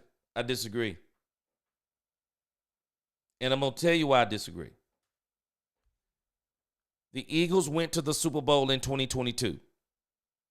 Why didn't they repeat in 2023? The Eagles went back and retooled that team. That's why they looked so bad in 2023. They went back and retooled that team. And then they came back in 2024 and they continued to build that team. And then they put they put Saquon Barkley on that team. And that is the piece that got them over the hump. Because if the Eagles didn't wait, they would have won in 2023. They would have repeated. But they didn't repeat. The Eagles went back and retooled their team. They lost a couple of players. They retooled that team. And when they brought that team back in 2024, it looked better than it did in 2022. The Cowboys are retooling, and I don't even know if we can call the Cowboys retooling.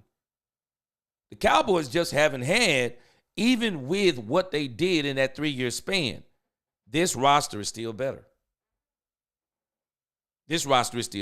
Now, again, the Cowboys could make some moves post June 1st that may make me change my mind.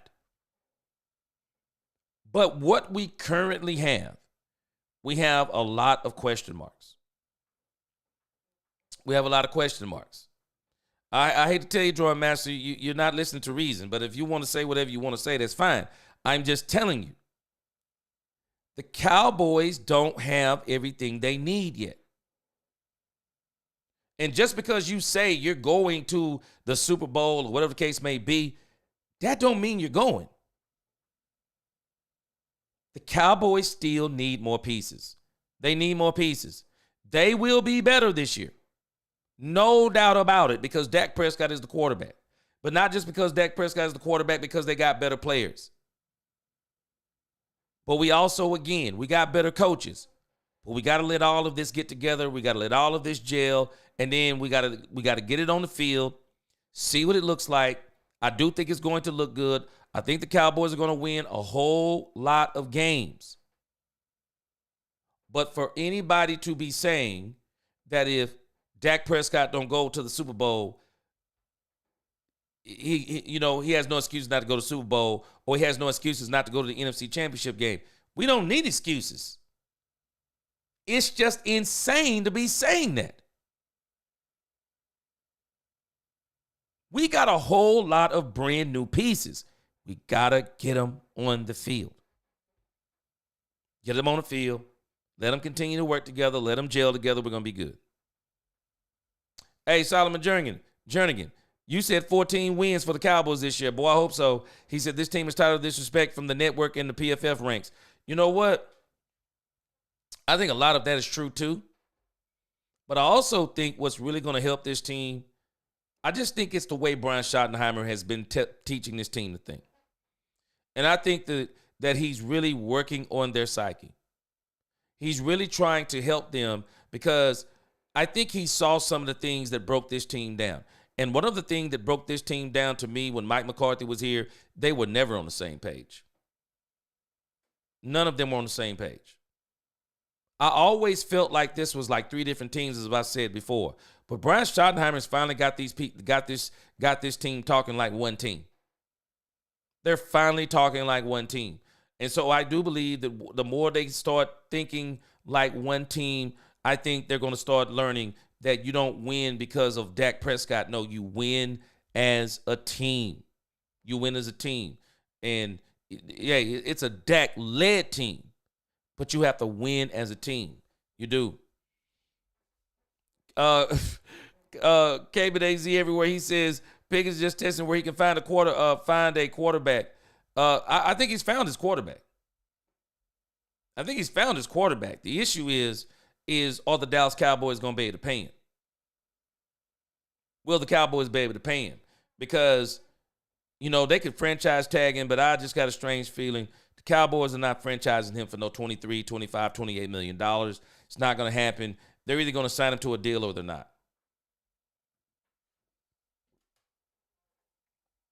Yeah, I saw that when Jim Irsay died, man. That's crazy. Yeah, Rolando, Jerry takes care of, I'm assuming, and I don't know, we don't even know why Irsay passed on, but Jerry's trying to make another deal. Jerry said he's going to try to get him another one before we get out of here. Skeptical fan, yeah, Gilmore. I think Gilmore is who we're going to see in here. Morris said he would trade Dak for Stafford. Ain't no way. No, ain't no way. Damon Bama boy, DQ wanted the head coaching job here, but Jerry didn't give him the reinforcement he needed. But Shotty gets his players. DQ out to destroy us. Bet that. Hey, you know what though, Damon? I think Dan Quinn could have had the job here had he stayed on. I think he could have stayed. I think he could have got it. Because I definitely think Jerry was trying to keep him around. I really do. I think Jerry was trying to keep that joke around for sure. All right, so let's hear some more Nick Harris. And then we'll talk Jalen Ramsey, and then we'll save Brian Broaddus for tomorrow. But let's get into some more Nick Harris because he's going to say some things here about the defensive tackle position and the defensive tackle and offensive tackle that I find to be interesting. Because I'm very curious what the emphasis for his defense is going to be. Everybody wants a great pass rush, but it always feels like he does so well with linebackers as a defensive coordinator. Where is his point of emphasis for this? Now, this is where they're about to talk about the linebacking core, and I'm pretty excited about this. Check this out. For this defense. I would have to think, at least right now, early on, when it comes to the personnel development of things and getting guys put onto the roster, which is pretty much all he's done up until this point. Now they're just getting onto the field. Looking at the position groups yesterday, the linebacker group stands out. I mean, it is a completely different room than from what they walked off the field as last year. It was so much so that, I was looking at guys like Jack Sanborn that looked really good in one-on-one drills, team drills, individual drills. And then even guys at the bottom like Justin Barron, an undrafted free agent out of Syracuse, he looked great yesterday. And, it's starting to get to a point where it's like, okay, can we start finding roster spots for all these guys? A lot of people are talking about this Barron kid. This dude gonna get a roster spot. A lot of people are talking about this Barron kid, and the Cowboys. He was one of the highest paid undrafted free agents I think out there. Yeah, the Cowboys are really liking this dude. Let's see, Gene, appreciate that super chat.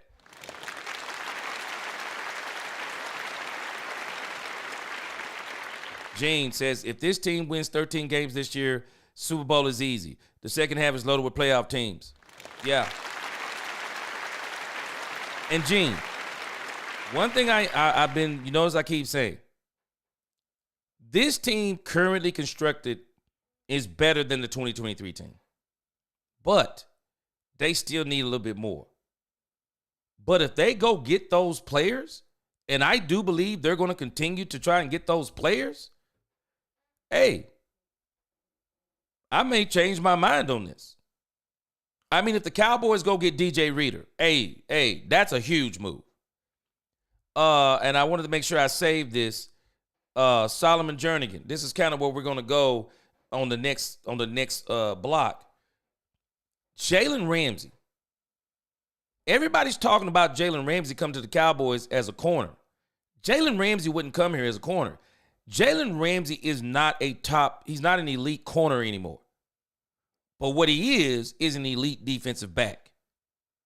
He could play safety on this team. Boy, he would be a force. He would be a force on this team in safety, I believe. He could be like Woodson when Woodson went to Green Bay. Yeah, I could see Jalen Ramsey being him when he came here as a safety. And if you got him as a safety, and then you get Marquise Bell opposite of him, because I do believe Marquise Bell is going to get one of those starting positions as safety. But, man, I think Jalen Ramsey would come here to be a safety. Even though the Cowboys could surprise me and he does play corner, but I think he would come here as a safety. I think that's what he would be, and I think that would be Matt Eberflus would have him too. Richard Owens. Yeah, and I think Jerry is going to accomplish it. I don't think it'll be this season unless they go out and make some serious tweaks. But again, I won't be surprised if they do it. I just know the odds of them doing it. We just got to really think about what we're saying. And also, man, we got so many question marks. We got so many things that's got to happen. But the way Brian Schottenheimer is doing it, methodically, inside out, I think they could achieve it, but they're going to need a couple of more players. And again, if they don't do anything, I think they can still accomplish 12 wins. But if they go and get a player like DJ Reader, and I'm telling you, I will not be surprised if he winds up here. DJ Reader, I'm not sure about Jair Alexander, but I'm telling you, the trades are going to heat up on June 2nd. Or whenever these teams start designating some of these players as post-June 1st cuts, I believe the trade thing is going to heat up again for the Cowboys. If it don't be trade, there'll be a player or two the Cowboys may be able to just flat out pick up. But it's going to be good.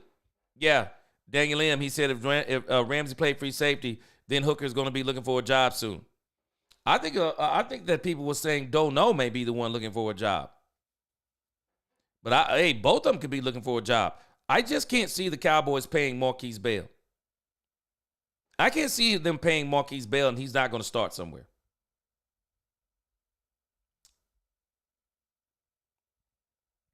All right, let me see here. Kamina Z everywhere. Real fans don't need a podcast to follow. I don't think anybody need a podcast to follow. I mean, people choose to do it. I mean, I don't see anything wrong with it. It's the way of the world right now. Daniel M., he said they're linking us to Nick Chubb. I've heard that the Chicago Bears are going to get Nick Chubb. Yeah, I think that I've heard the Chicago Bears are going to get Nick Chubb. That's what I've been hearing. I heard as soon as June 1st, they're going to. I don't know why they're waiting, but what my understanding is, they're going to pick him up. Yeah, Terrence Washington. This is kind of where I'm. The preseason is not going to be where we're going to see what the team is. The preseason is not where we're going to see what the team is. Number one, because a lot of these starters are probably not going to play during the preseason. You're not going to see Micah Parsons, I believe, in the preseason. Definitely not Dak Prescott. CeeDee Lamb, I just don't see you seeing him in the preseason. I just don't think you're going to see a lot of these players in the preseason. So you're not going to be able to see what your true starting lineup is until that Thursday night against the Eagles. So you're not going to see him. You're just not going to be able to see him. So you got to really you have to realize that we're just not going to see what this team is. We're not. So this is the part. Like I said, I'm not. I think the Cowboys are going to be able to win quite a few games, but they got to get their identity established, and then they got to put it into action on the field. They have to put it into action on the field, and so we got to see what it's going to be. I think it's going to be good, but we got to see what it is. We just got to see what it is. But I'm pretty happy with what they've done so far. I am.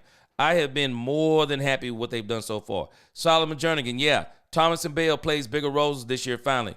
Yeah, I agree. I wouldn't be surprised if they both came out as the safeties. Or Bale as a safety this year, Thomas in the slot. I think they've already been kind of working him out there. Tim Pennell, I think that Nick Harris mentioned that Izzy is also been working out in the slot. So, yeah. Yeah, we got some things going. Ty Church, what's going on in the crib? Good to see you tonight. Yeah, the Cowboys got some things going. Yeah, I've heard Kendall Fuller's name thrown around too. But Ty Church, I think they have this thing figured out in the slot. We just got to see it on the field. And, I think they'll have some options that if it don't look good early, then they can switch to something else. But again, let's check this out with Nick Harris, what he's saying about the linebacker room that I really like. Check this out. And then I walk off the field yesterday. I was like, man, I don't even remember seeing Kenneth Murray just because there were so many linebackers in that group that stood out to me. And that was more so a positive, not more so like Kenneth Murray didn't do anything. I really like that second level and how that's kind of developed. I just hope that that second level doesn't have to be asked to do too much by way of the defensive tackle room being a red flag right now as well. Does that make sense? It's more so like, hey, if the okay, so he just talked about the linebacker position. And Nick Harris is saying something that we probably all can acknowledge. And I talked about this when they first went and got Sanborn and Murray. This linebacker position, man, this is probably the most improved position. Wide receiver is close, but linebacker, I believe, is where they've improved the most. Sanborn and Murray were big-time pickups to add with Maurice. And now they're talking about the kid from Syracuse, Barron. I mean, the Cowboys linebacking crew, man, looking pretty good. And for whatever reason, people call Matt Eberflus the linebacker whisperer. So it's going to look good. It's going to look good. Tim Pennell, yeah, Diggs is on his way back. We're going to see. I mean, I like all the drills that he's doing. But we know one thing that happened last year, he didn't want to tackle. And you got to think about, man, when you start tackling and you start talking about a knee, you're talking about collisions with that knee on the ground, getting that knee on the – it's one thing when you're upright, backpedaling, sidestepping, and all that stuff. And again, that stuff is all great when you're rehabbing. It's not the same when you're going against an opponent. It's not the same. And it's not the same either when you're talking about tackling. So we're going to see about Trayvon Diggs. Richard said, gee, if you're cooking and use the right ingredients, your food is going to turn out right. And I believe we have the right coaches. That's really the big thing and the right mentality. I do think that that's a big deal. The mentality and the coaches, I do think that's a big deal. And I definitely will agree with you there. We're 1,000% better at the coaching positions. 1,000 times better. But again, now he's about to talk about the question marks of the defensive tackle and the left tackle with Guyton. Tackle room is not doing their responsibilities on early downs. Is it going to be requiring this second level to be amping it up and taking on more responsibility as games go on? I mean, we saw that problem really rear its head in the first 7 weeks last season before the defensive tackle room could really figure out what exactly it was doing. You just hope that's not the same situation in 2025. What is your confidence level in that? Because much like Rangers fans for a long time used to Who's coming in the draft? Coyote says scheme and culture is the focus this year. We may be a year off of contending realistically. Yeah, and again, some people, they take this in the wrong way, Coyote. Because I think we all want to see the Cowboys win. But I do think we have to be, everything we're implementing. Again, when you think about this list that I gave us so we got 5 rookie coaches, 5 rookie coaches that have won the Super Bowl. So when you think about those five coaches, the one thing that they were not having to do, or at least for the most part, maybe with the exception of Tony Dungy, because of the kind of person that Tony Dungy is, the rest of them didn't have to come in and do entire culture changes. Tomlin didn't have to change the culture. The culture was already there. They already had a great coach. I mean, everybody was kind of like, man, he's walking away on top. Yeah, he walked away on top. But they would have loved for him to stay and be the coach. Tomlin, in the grand scheme of things, he won that Super Bowl. He won that Super Bowl with the previous coaches' team. Tomlin really hasn't won a Super Bowl and can claim that that was his team he put his mark on. And so you think about George Seifert. He worked under Bill Walsh. He didn't have to change the culture. The culture was already in place. As a matter of fact, he was a part of it. He was already a part of that culture. So when you think about those coaches, they're not having to do what the Cowboys are going to have to do. And don't get me wrong, I'm not saying the Cowboys can't get there, and I hope they get there. But they got a lot of work to do and you know what? I'll say this too. By midseason, and Gene Martz has kind of hit on this already, because Gene is saying if this team wins 13 games this year. So let's think about this. I believe that by midseason, we're gonna pretty much know what we have by midseason. And if that team can get to midseason being 6-2, 5-3, they're gonna be hard to beat down the stretch. Because I believe by midseason, they'll be into their own kind of like, okay, now we know what we are. Now we know what works. Now we know what doesn't work. Now we know who needs to be where. We thought this, but now we know this. I mean, I think they'll have a very good idea of their identity, how it's working, what works, what players work. I think they're going to have a great idea of all that stuff. And if they already have the record that I believe they're going to have by that time, because I think that record will be 6-2 by that midseason mark. If the Cowboys are 6-2, they're going to be hard to stop down the stretch. I do believe they'll be hard to stop down the stretch. And Gene, I believe that if the Cowboys have it figured out by midseason and they're somewhere at that 6-2 mark, I think they're going to run roughshod over teams down the stretch. I believe they're going to run roughshod over teams down the stretch, man. I really do. I think they're going to run roughshod down the stretch. So, and again, this is without even knowing what players they're going to get. I'm just talking about the way they are currently constructed right now. And right now, this team is better than the 2023 team that won 12 games. So I'm very interested to see post June 1st. Post June 1st is going to tell us a whole lot about this team. A whole heck of a lot. Whole heck of a lot. And I think it's going to be great.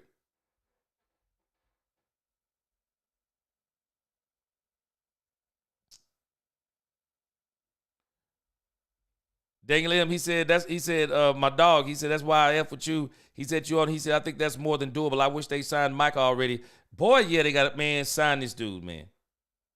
Sign this dude now. Sign him now.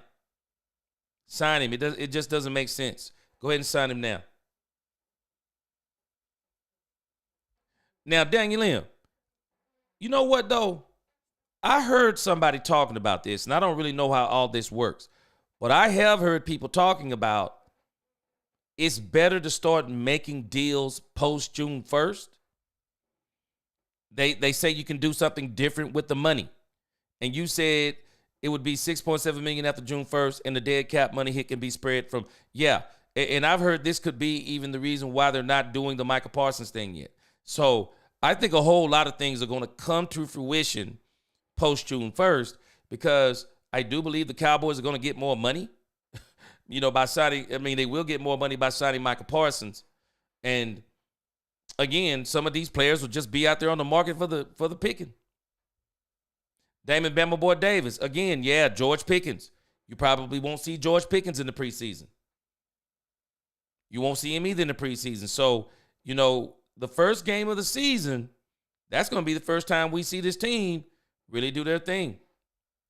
Damon said, G. Shotty already had these coaches on the list for years.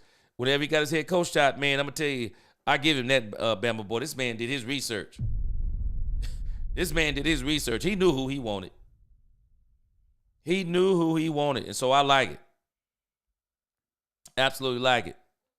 Richard said, dang, Jerry is a narcissist, and he loves attention. Hey, let me tell you something, though, Richard. I have got to give Jerry credit. Jerry has been quiet as a church mouse. I mean, you think about, I can only think of 3 times we've heard Jerry really since the close of last season. I mean, even with the Mike McCarthy stuff, they really were not doing like press conferences and stuff. So we heard him with Brian Schottenheimer. We heard him during the draft. And we heard him, we heard him during the draft. And we heard him at I guess it was the owners' meetings. And we heard him talking about Micah Parsons' contract. Other than that, Jerry has been quiet, man. And again, C-Base said, yeah, he does have a court case coming up. Does have a court case coming up, which I don't think he's going to have a problem with. Poby D, what's going on? Late night. Good to see you tonight. I don't think he's going to have a problem with it. But, man, Jerry's been pretty quiet. The front office has been pretty quiet. Steven really isn't the talker. Steven isn't the talker anyway that Jerry is. Been pretty quiet. Edgar Hewitt, he said Jay Toya is going to take Mozzie's job. We need Ramsey, and we need to get rid of Wilson for Thomas. Man,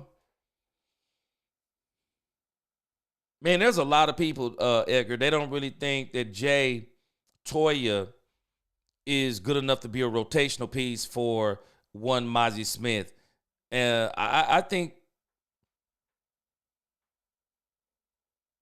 if Mozzie isn't looking the way he's supposed to look, I do believe the Cowboys are going to go get somebody else. So I don't even know if Jay Toya will take his job as much as he may be a part of a rotational piece.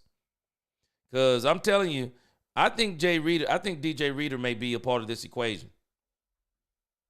Pitchers and better pitching every year. It feels like Cowboys fans for a long time have been like, give me the inside DTs. Come on. Now, this is where Nick Harris, matter of fact, Edgar, this is where Nick Harris is about to talk about that defensive tackle position. Yeah, and I think Cowboys fans would love to have the Rangers pitching luck right about now. Hopefully it would come with everything else involved. But with the Cowboys defensive tackle situation, I don't have a lot of confidence there right now. I don't, and I think that when you look at defensive tackles and corners, those are the 2 position groups I'm looking at. Like, things are going to get dicey unless they add a veteran here, or unless a guy really steps forward in training camp / preseason. Mozzie Smith, I think Mozzie Smith is what he is at this point, and I think going into year 3, I think there is a certain level of expectation that you can pull from him and be like, okay, hey, he can work in these situations. He's at least a guy that's worthy of being on the field. I just don't know if he's going to be that 17-game starter for you. Is that Jay Toya out of UCLA? He's really stepped forward and proved that he's more valuable than a 7th-round pick. There were some draft experts that had a 4th-round grade on him going into the process, or going into draft weekend, rather. So maybe he performs more to that level, and I think that would probably give him more of an edge and winning a potential starting battle. But at the end of the day, you're relying on 2 guys that you still have questions about. I think they need to add a veteran or 2 to that room.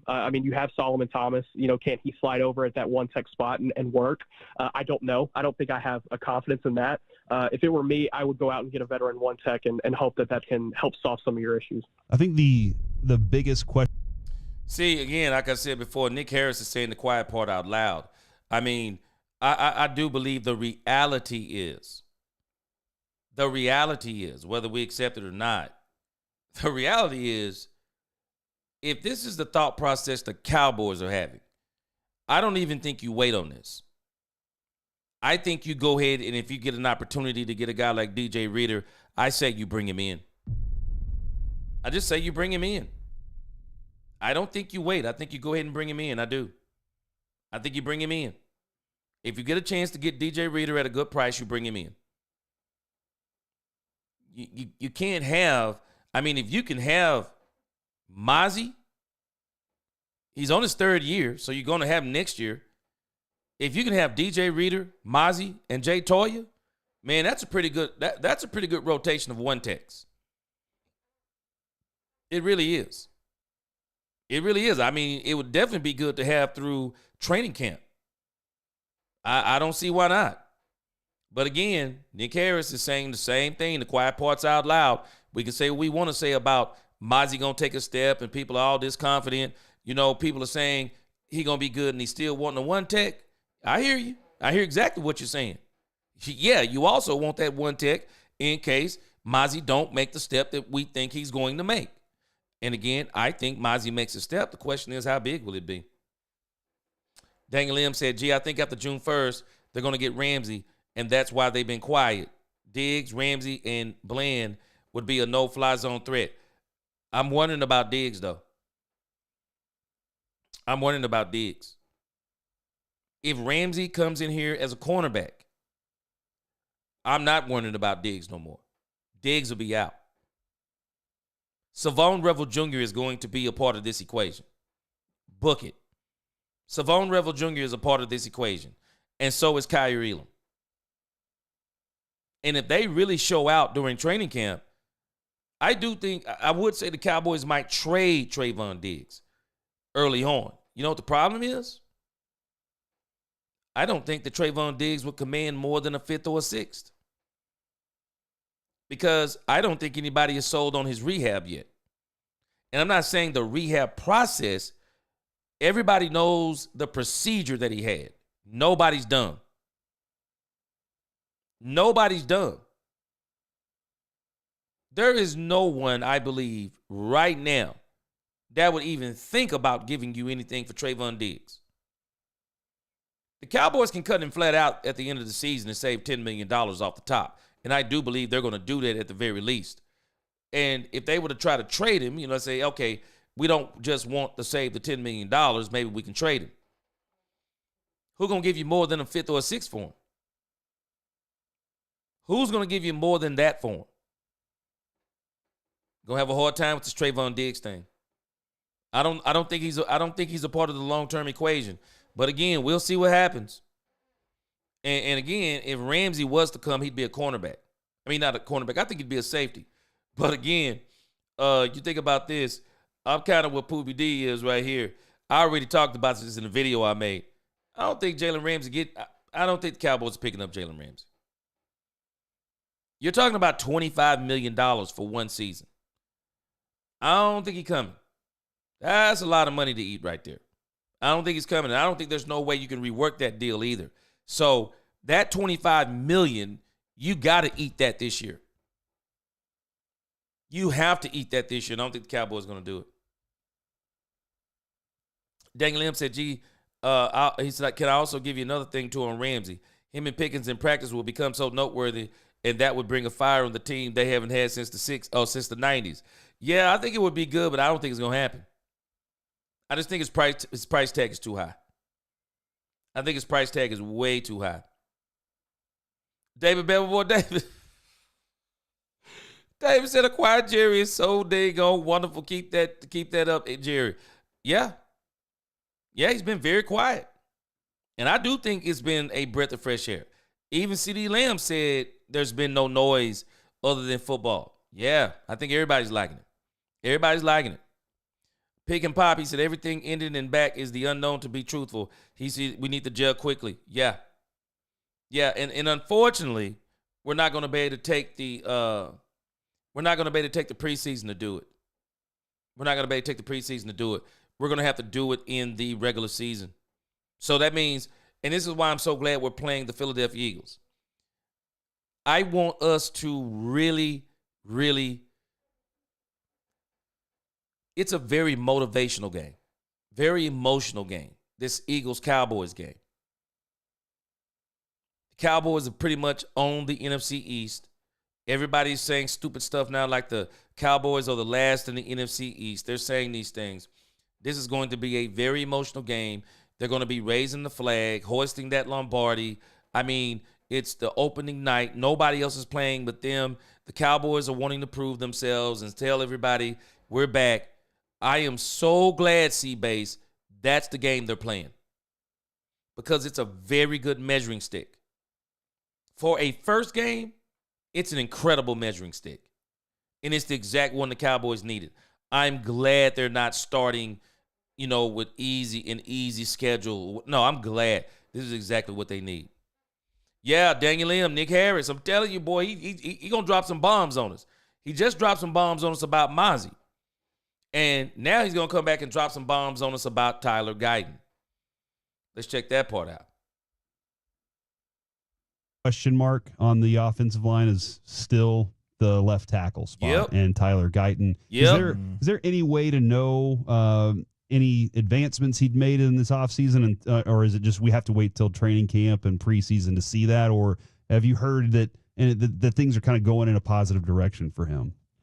Yeah, we're certainly going to have to wait until preseason training camp to really see what that second-year jump has looked for him. It's Tyler Guyton's an interesting case, because when he was drafted, you'd ask anybody in the building, it's like, okay, tell me about this guy from your perspective. It's like, hey, man, he's raw, he's green, but he's going to be really good for us. He's got a ton of upside. We feel really good about where he's going to be once we get him in the building and get him situated. And if you had told anybody at that same exact point in time, hey, he's going to struggle his rookie year and there's going to be some issues, they probably would have been like, yeah, I could see that coming. But I think they maybe expected a little bit more on the back half of the season from Tyler Guyton. It's like, okay, yes, he had 14 starts in his entire college career on the offensive line going into year one, and he doubled that in his rookie season in the NFL. But there was... Guys, 14 games in his college career.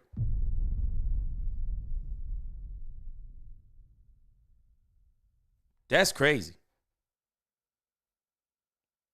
And if I'm not mistaken, he was playing right tackle when we got him. And they're saying that left tackle is his natural position. 14 games in college. And he played 14 games in the pros. I think that's what he's kind of saying. And he didn't look good in all of those. Guyton has got to make a huge step this year. Man, I know we all know this. Boy, left tackle is a heck of a position, man. I mean, that's the quarterback's blind side. That's a heck of a position. And to have a rookie over there, man, I know this is one of them things a lot of people probably wouldn't agree with me, but I'm just kind of like, man. This is one of them situations for me where I'd be like, man, boy.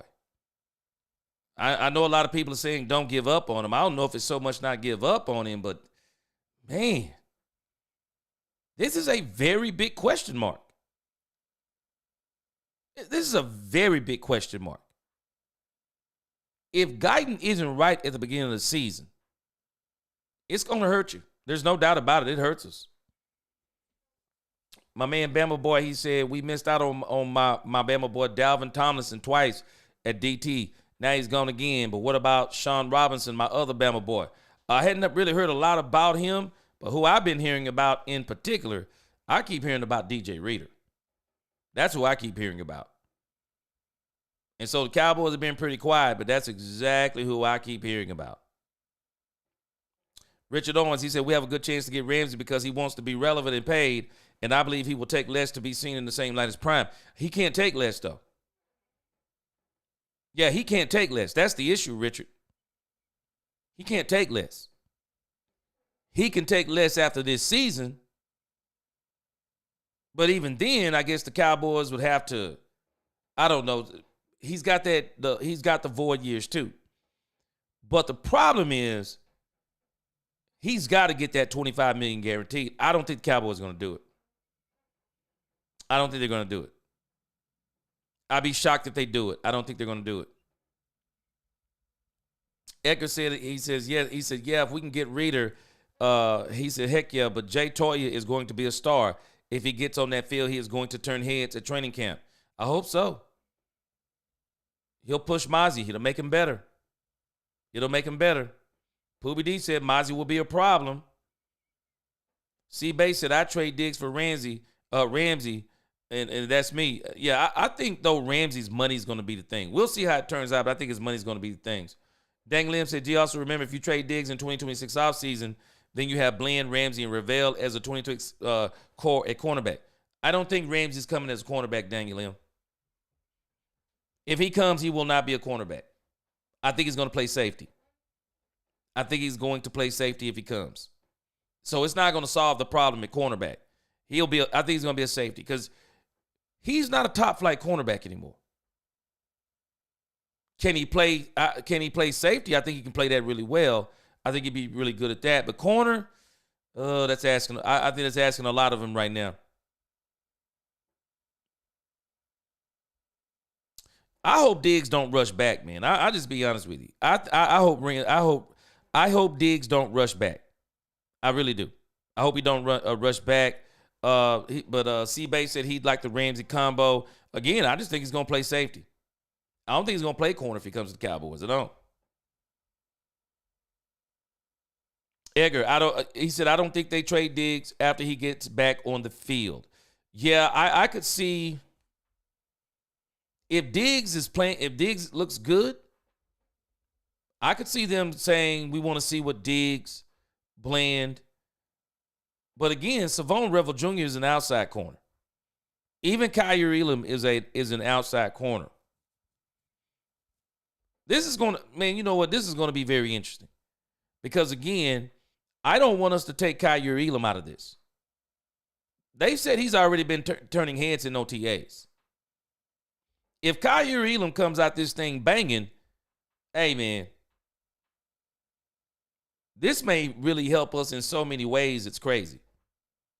But Kyer Elam, from what I heard, he's been looking very good in OTAs. Wasn't a whole lot of growth that you can point towards late in the season to be like, okay, that is a clear, distinct difference than when he trotted out in week one against the Cleveland Browns. It kind of looked all the same. And, you know, maybe it's injuries that he battled. He battled a knee injury throughout the year. He battled a really bad illness during training camp during that crucial instruction period. So, you know, there were things working against him too. But that's going to be the guy I'm looking at is like, okay, he needs to make a really big second-year jump because they have not only invested a first-round pick on him, but they've put a lot of trust in him to being that guy at left tackle with a quarterback in Dak Prescott that is now on the wrong side of age 30. They're going to need him to be that guy and be the protector to help solidify that line. What are you more? Miss Felony Strutter, welcome to the show. I like what you're saying here in the chat. You said, I love Jason, but they never gave Jason the quality defense. They didn't. I talked about this before. Jason was trying to get the Cowboys offense back to the 90s Cowboys. But where he and the front office failed is a lot of people, Miss Felony, a lot of people do not understand. The Cowboys were not just scorers. Their defense was incredible in 1992. The things they did on defense was incredible. They were a terror to teams. I mean, when you're talking about turnovers, sacks, I mean, they were a terror. A lot of people discount that. And you think about during the Jason Garrett era, you're right. They had some players. Their defenses, though, even in 2016. Even in 2016, that Green Bay game was a shootout game. It was a shootout game. We couldn't stop Green Bay. It's similar to how we couldn't stop them in 2023. We couldn't stop them. If we would have had a better defense, I do think that Dak goes to the Super Bowl in his rookie season. Dak and Zeke were that good.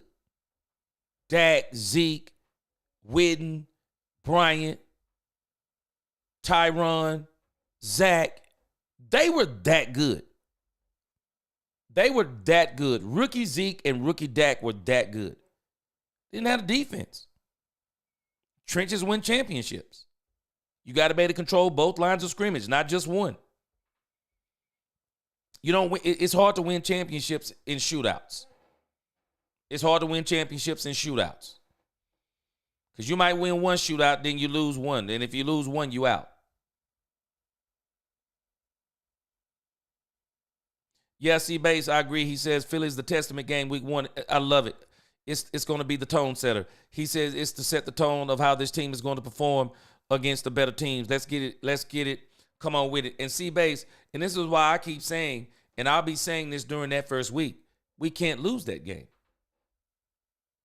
Even if we lose, we don't lose.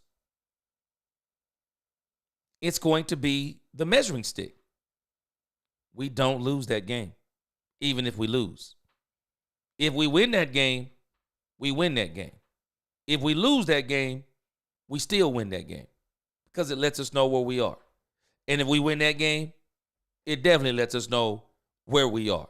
And it'll be a huge confidence builder. And I still say if the Cowboys beat them on opening night, they sweep them because they're going to beat them in Dallas on the 23rd of November.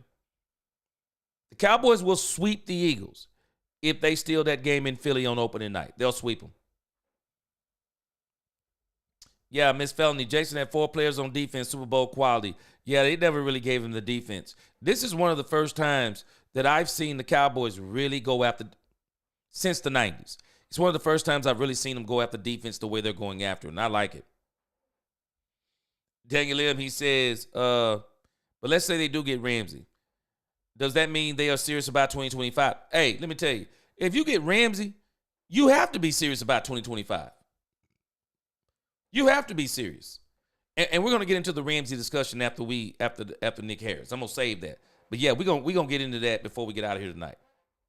Excited about the new coach saying, hey, we've spoken very openly about trying to create one of the greatest cultures in professional sports, or in-season hard knocks for the NFC East. I'm not gonna lie. Whatever, I don't watch Hard Knocks, and maybe I'm sorry to. Yeah, Daniel, I heard Guyton was a lot bigger, so I do think he makes a step this year because the coaching is going to be better. Question is, how big is the step? Anybody who does, it's not something that I find to figure out how to work into my weekly schedule, because I think it just comes out at like 7 or 8 p.m. on HBO, and like by that time I'm trying to like kick back with the fam and watch anything other than what I've been working on all day. But so when that first came across, I was like, man, I'm gonna have to watch Hard Knocks in December every week. That's gonna be really received well. But I would have. It's kind of interesting, the time frame of the Cowboys being on Hard Knocks. They'll be into the teeth of that schedule. And I'm telling you, I think the Cowboys are going to beat some of those teams that the people are saying they're not going to beat. Now, I think the Cowboys may lose a close game on the opening game against the Philadelphia Eagles. Because there's no way the Cowboys, to me, are losing against them on the 23rd. The Cowboys are going to beat them on the 23rd. I think the Cowboys beat the Raiders coming off of the Week 10 bye week. I think they beat the Philadelphia Eagles on the 23rd. I think they beat the Kansas City Chiefs in a close game on Thanksgiving Day. I think that there'll be I think it's going to, between Dak Prescott and Patrick Mahomes, I think it's going to be an absolute show. And it will probably be the highest rated game of the season, because the Cowboys, it was the most watched game last season when we played the Giants. When we play the Kansas City Chiefs, the football world gonna stand still. I think they'll break records. I don't know if it'll be the most watched game of all time, but last year I think it was around 38, 39 million. I believe it'll be somewhere around 45. It'll be 45 million and up when the Kansas City Chiefs and the Cowboys play. It'll be Super Bowl. It'll be Super Bowl like. And wouldn't it be crazy if the Cowboys and the Chiefs faced each other on Thanksgiving and then turned around and the Cowboys and the Chiefs faced each other in the Super Bowl? Boy, that would be crazy. That would be crazy, and it would be a win-win for this league. To see Dak Prescott and the Cowboys go up against Patrick Mahomes and the Chiefs, boy, it would be win-win for this NFL. It would. It would. Miss Felony, she said, I'm an old Landry Head Cowboys fan in Filthy. Uh-oh. We have not had a Super Bowl team since 96. Miss Felony, we're going to get us one. We're going to get us one. Salute to you and your bravery being a Dallas Cowboy fan in Filthy. Being a Cowboys fan in Filthy. C-Base, I'm with you. I can't wait till the Dallas Cowboys sign Michael Parsons. But I'll tell you this much too, though, C-Base. Where I am so proud of this team, but it hasn't been a big discussion. People keep trying to make it into a big discussion. It's not a big discussion. The team, the coaches, even Jerry in the front office, they're just focused on winning. They're focused on trying to improve the team. What else can you ask for? I love what they're doing right now. I hope it continues on this same trajectory. Just keep doing what you're doing, Cowboys. Don't make the focus and talk contracts. Don't even deal with that stuff. Let the focus be the team, continuing to improve the team, getting ready for the 2025 season, and getting ready to stomp mud holes in some of these teams and to really show people, hey, man, Jerry and Steven got to show people. This isn't just about the team. Jerry and Steven it's time for them to finally show people once and for all, yeah, we know how to do this thing. We know how to do this. We're going to put our heads to it. We know how to do it. Watch what we're going to look like. I'm ready. I'm loving it.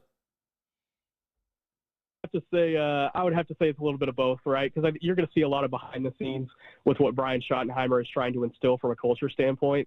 And there's a lot behind the scenes that, really hasn't been talked about, and things that we may never know as far as, what they are doing on a daily basis to just increase morale, increase competition, increase the overall culture in this building. And I thought Clarence Hill asked a really good question yesterday in the press conference, rare, I know, in that he was saying that, hey, you've talked about culture.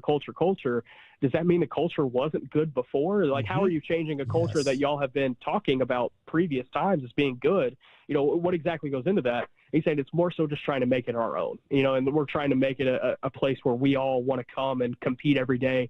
And, when issues do arrive on Sundays and we do have problems on the field, we can talk about it because we've had a relationship that we developed back at a dinner at the Cowboys Club in May or April to be able to, work through some issues like that. And so I think that was a really good answer from Schottenheimer, because I don't, to McCarthy's discredit, maybe we should get Bobby Belt on the line to help talk more on this. But I think to McCarthy's discredit, he didn't have the strong relationship with his roster that some of even his assistants had.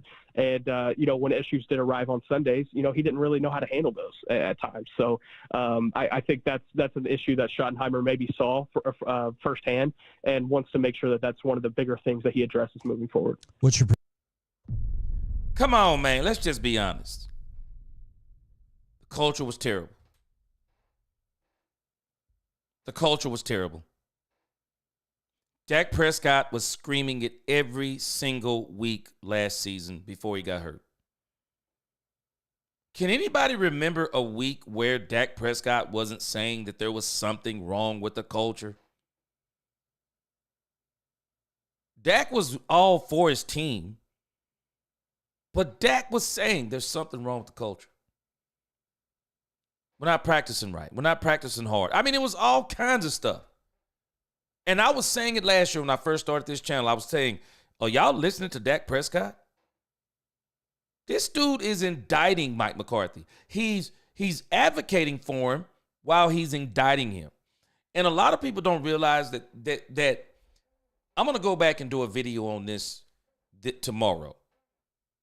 I want to go back and capitalize off of, and even what they're talking about right here. The culture was not good. Everyone knows that it wasn't. Even Micah Parsons told Derrick Henry in front of a studio audience that it was good that Derrick Henry did not come to the Cowboys in 2024. Because it would have ruined him. What do you think he's talking about? Michael said we were a mess in 2024. He's talking about the culture. He wasn't just talking about the injuries. He was talking about the culture. The culture, the coaching, the morale. He's talking about the culture. And I know Brian Schottenheimer, him and Mike McCarthy, they're friends. Come on, man. I don't care what anybody says. This dude is not trying to throw Mike McCarthy under the bus as much as he's telling the doggone truth. He's telling the truth. The culture was terrible because the communication was terrible. Have we not noticed what they said? Culture, communication, continuity, the 3 C's. The culture was terrible because the communication is terrible. And if you think about what Nick Harris is saying, Mike McCarthy, again, I believe Mike McCarthy is a very good football mind. I don't think he's a very good coach, but I think he's a very good football mind. Mike McCarthy is that coach that if everything goes the way it's supposed to go, if everything is perfect, if everything goes according to plan, Mike McCarthy is that coach you can win with. This is the NFL. Things don't go according to plan.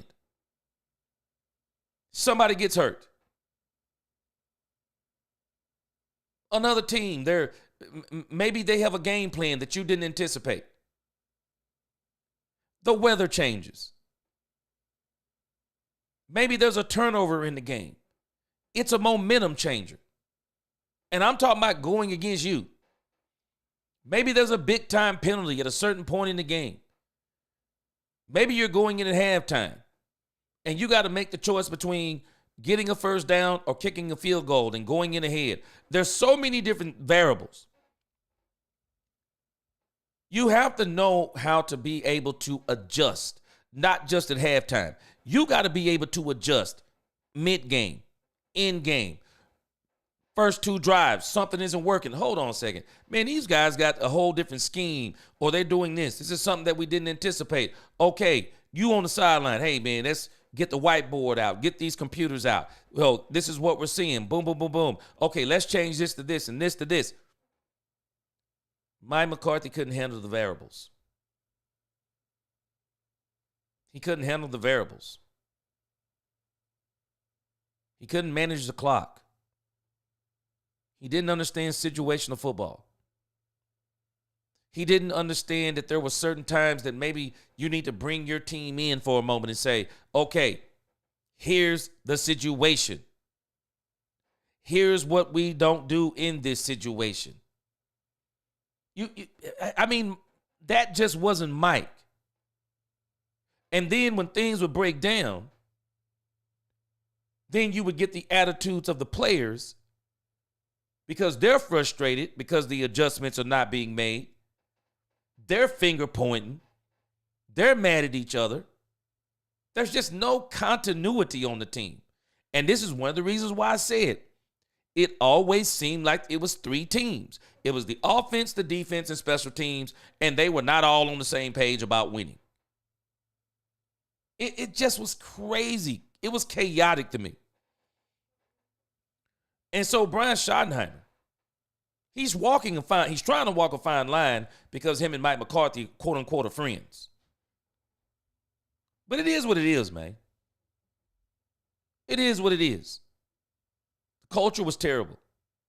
Everything that you're seeing from Brian Schottenheimer, the man has been on the team for 2 years. He's been watching everything that has been happening. And you can tell some of the things that he is implementing are based upon bad things he saw happening when he was there as a consultant and then as the assistant coach, as the OC. I mean, it is obvious. And this is why this man is saying things like he wants to create the best culture in football. Why is he saying that? I mean, Clarence Hill, let me tell you something. Clarence Hill knows how to ask those questions that push buttons. He knows how to ask those type of questions. He does it quite frequently. He's been in this business for a long time. He does a great job at what he does. I mean, he's trying to stir up the hornet's nest because he wants is anybody willing to tell the truth? If I'm saying that we need to build a culture, what do you mean what was wrong with the culture before? I'll keep it simple for you, Clarence. I don't want to say anything bad about anybody, but it wasn't right for whatever reason. It wasn't right. And I'm not going to blame anybody per se, but the culture wasn't right. So we're building the culture. We're creating a culture that, as he said, a culture that fits us. A culture that builds accountability. Because that's one of the main things they were missing. Accountability. Not accountability to me only as a coach, but accountability to one another as a team. Darren Woodson said this. That's one of the things that Jimmy did. Michael Irvin talked about this. The 90s Cowboys, what made them so special is their accountability to one another. That's why they're trying to make sure they get to know each other.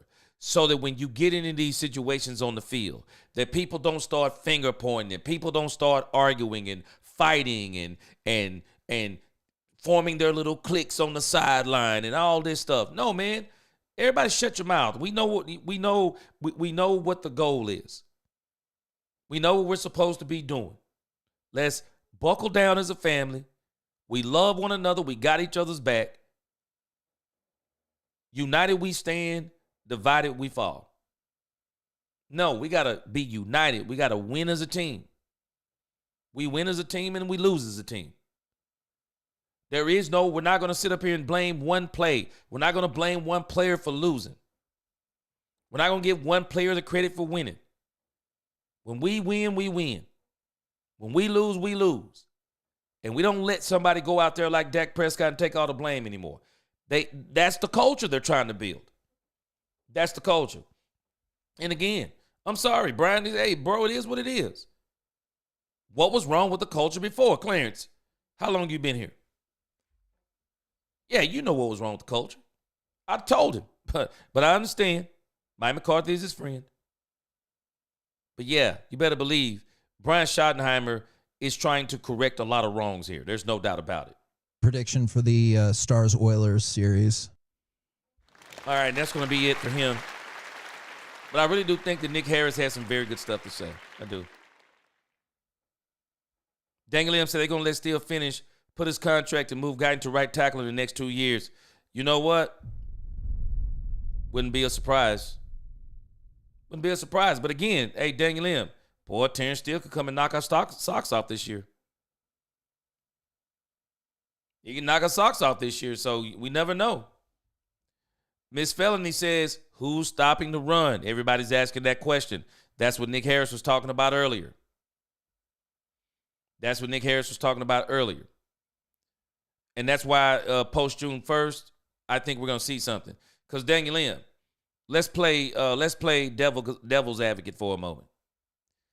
But what if Steele starts balling out this year? I talked about this earlier in the video that I released about Tyler Guyton, because if it was discovered that maybe Guyton isn't the left tackle, so maybe you want to move him to the right tackle. But what if Terrence Steele is balling out? Do you move Guyton to right tackle if Terrence Steele is balling out? I mean, boy, that would be kind of tough. I mean, if Terrence Steele is absolutely balling out bonkers, why would you move Guyton over there? Because the reality is, we haven't seen Guyton be a right tackle in the pros. How do we know he's going to be good in the pros? I mean, I'm just saying. Oh, and you said they'll trade him. They don't have to trade him. I think they're going to release him. Yeah, they're going to release him. They saved $10 million if they release him. Yeah, I think they're going to release him. Yeah, Gene, I saw that. Ramsey bought a home in Fort Worth part week. Yeah, but Derrick Henry been in Dallas. It don't mean nothing. Don't mean nothing. Texas is a great place to live. Doesn't mean anything. I'm not putting any stock in that. Derrick Henry's been here for years, If I'm not mistaken, they're saying Amari Cooper has a home here. I'm not putting no stock in any of that stuff about people living in the DFW area. It's a great place to live. It really is. It's a great place to live. Some guys just don't, and they don't mind working out here for whatever reason. Yeah. He also has Mulugeta as the agent. They've already worked this out. I got to see it to believe it. I gotta see it to believe it. But again, him living here means nothing. Means nothing. Yeah, it doesn't mean anything. Yeah, I think it's going to be Wilson. Because I think it's Wilson is the one that they save the money on. And I'm going to tell you something right now. Bell is going to start. Bell is going to start. You're not paying Bell that money they paid him, and that joker ain't starting. Bell going to start, Daniel. You watch what I tell you. Daniel, Bell will be one of the safeties here. I've been saying this all along. Bell will be one of the safeties here. Excuse me. Edgar says, do you think we need Cooper back just in case Lamb or Pickens gets hurt? Where would it put the offensive Lamb or Pickens gets hurt, right back to not having Pickens? Well, I guess it's one of those things where you really just kind of hope and pray that doesn't happen. But again, Edgar, I think another thing is going to happen, though.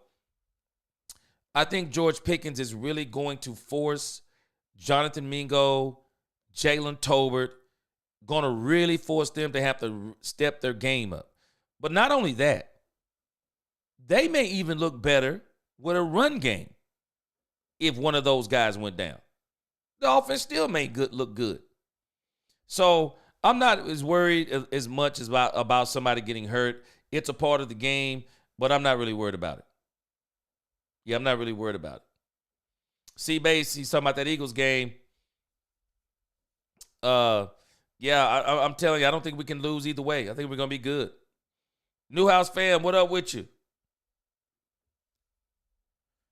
Yeah, Daniel M., he said, that's the same thing I thought, G. Shotty has mentioned culture so much that I think he's speaking the right things, but I need to see it on the field, and I want Shotty to talk back to Jerry. I think he is talking back to him. Jerry's already said it.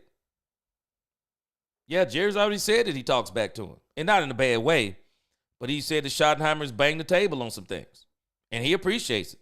So, Richard said, G, if the Cowboys signed Parsons to get Rams in the same week, it would make up for Jerry saying that he didn't know Michael's agent name. I bet he knows his agent name now. I bet he knows his name now. But again, the post-June 1st thing, we'll see, because I understand what Daniel M. is talking about, because it gives you so many options of how you work contract money if you wait post-June 1st. So I don't think the Cowboys are done. And whether it be Ramsey or someone else, I got a feeling the Cowboys are going to make at least 2 more moves. I really do. Daniel M., yeah, I think you might be right on that. Yeah, if you get Ramsey, you're pushing your chips onto the table for 2025. Yeah, I agree with you there. I think Pickens is already a sign that they may be pushing them doggone things in. But we're going to see. I think they got 2 more moves in them before the season starts. Newhouse says, thing I see is if the Cowboys want to win now, then time to get the players they want to win. Yeah. Look at how the Eagles done it. They signed to win. Yeah. And again, Newhouse, you think about it, I was telling another guy this the same thing earlier, that you think about how the Eagles did this, though. The Eagles went to the Super Bowl in 2022. They retooled in 2023, and then they made the big signing in 2024, and that big signing was Saquon Barkley. So the Cowboys, I think the thing that will show us, because I don't think George Pickens, I think he does changes the fact that you want to win now, as in you want to be very competitive with George Pickens. I'm just not sure if because George Pickens is going to make the difference in 1, 2, or even 3 games. But I'm not sure, while I think he may make the difference in a playoff win, it takes a whole team. And I think it's going to take a little bit more tweaking to get the team to the point of, yeah, we're talking about going to the Super Bowl now. And what would show me that it's a Super Bowl move, I'm not as concerned about the cornerback room as I am the defensive tackle position. The Cowboys are pretty deep at cornerback. I mean, even though, they're all young cornerbacks, the Cowboys got a combination of cornerbacks that if push came to shove, I believe the Cowboys can make it with those cornerbacks. I mean, we played Trayvon Diggs as a rookie. Why can't we play Savon Revel Jr. as a rookie if he's healthy? I believe full well we can play him as a rookie. I think Thomas or Makomo could play as a nickelback. If push come to shove, I think we can do it. Deron Bland on the outside, I think the Cowboys could do it. And if they tweak the safety position, I think if they let Marquise Bell and Wanye Thomas seriously compete for those safety positions, the Cowboys can full well compete with what they have on the team right now. I think the defensive tackle position, though, I think that is a huge issue. Because the Cowboys have had a history of not being able to stop the run. And if the Cowboys can stop the run, the one place I do believe they're going to be able to excel is the pass rush.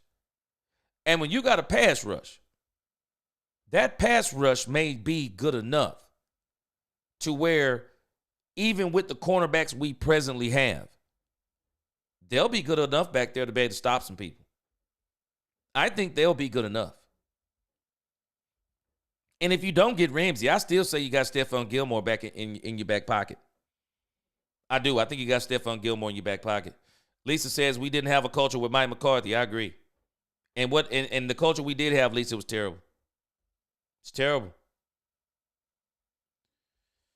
All right, and since we own Ramsey, let's go to Jalen Ramsey because they're actually going to talk about this. They're going to talk about the chances of the Cowboys getting Jalen Ramsey. Now, I have not heard this, so this is going to be brand new to me too.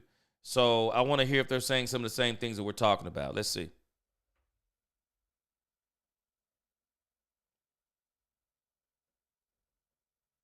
All right, let's see what we're working with. And time now to go inside the Star as we get you ready for the Dallas Cowboys and what is the latest. Chris Arnold, when we talk Dallas Cowboys, and anytime there might be some interest in anybody. Yep. What did you say to me in the break? It's like, guess what? So-and-so has bought a house Squirrel. in DFW. Squirrel, squirrel, squirrel.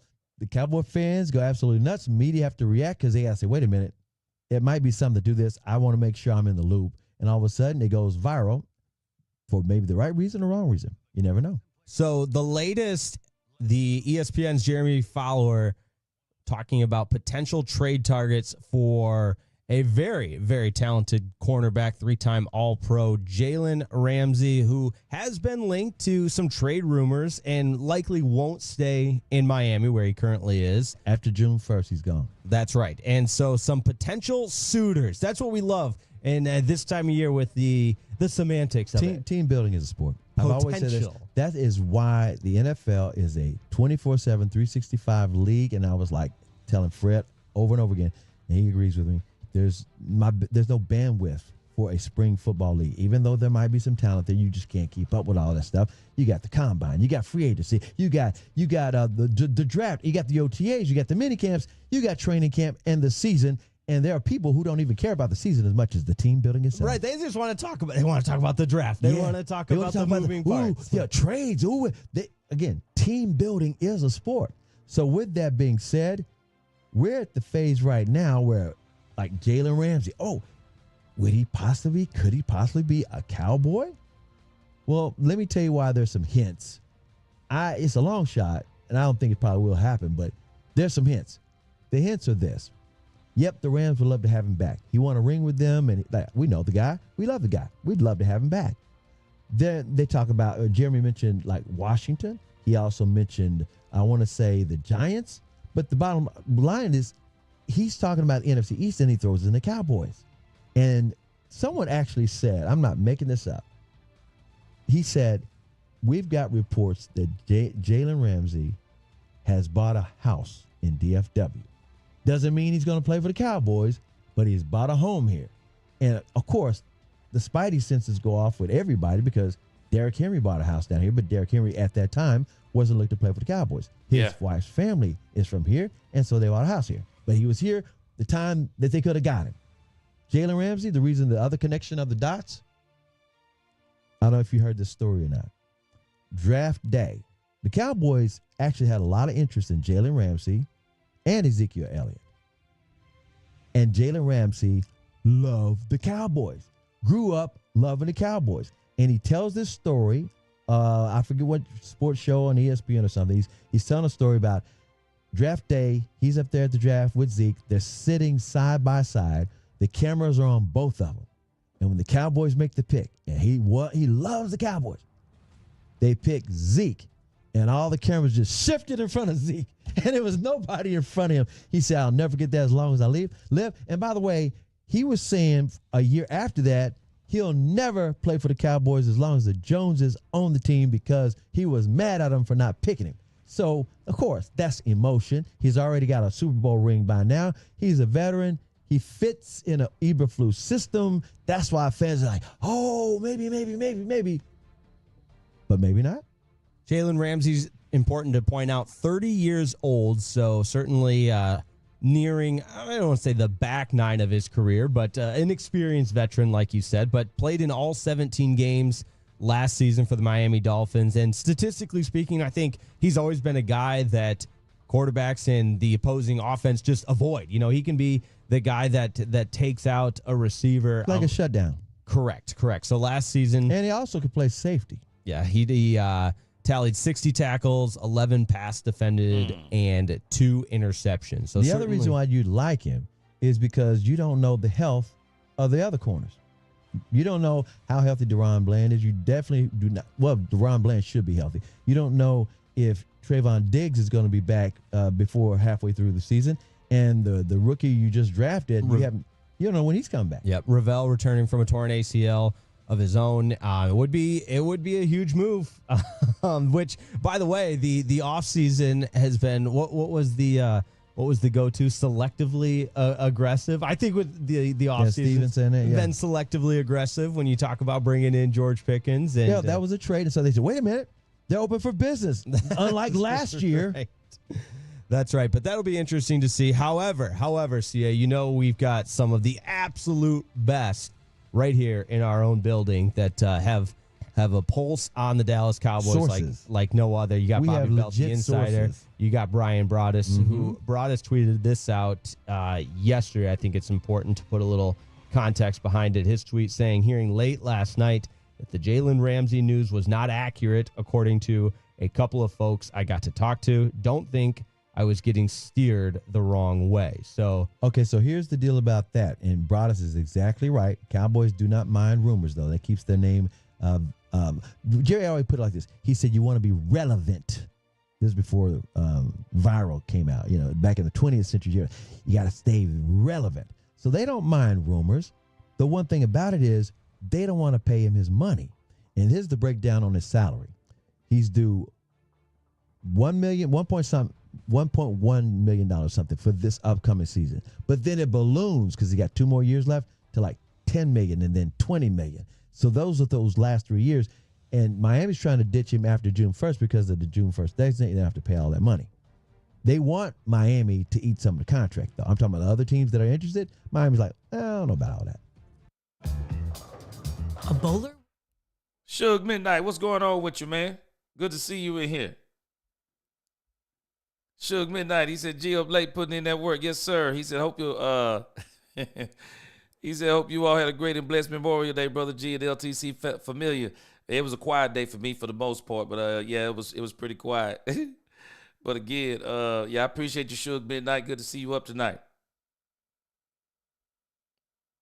Yeah, G, like I said before, if he sees something to prove the Rossi, he's going to explore it.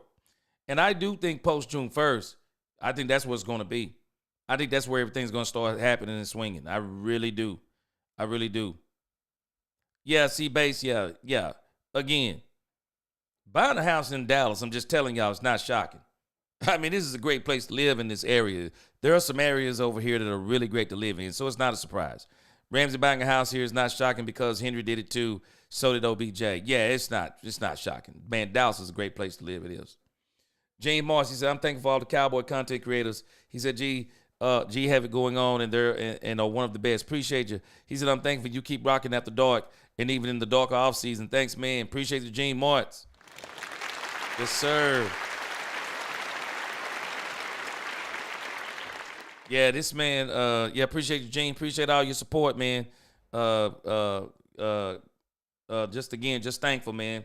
And just trying to put that work in. So again, man, Jalen Ramsey,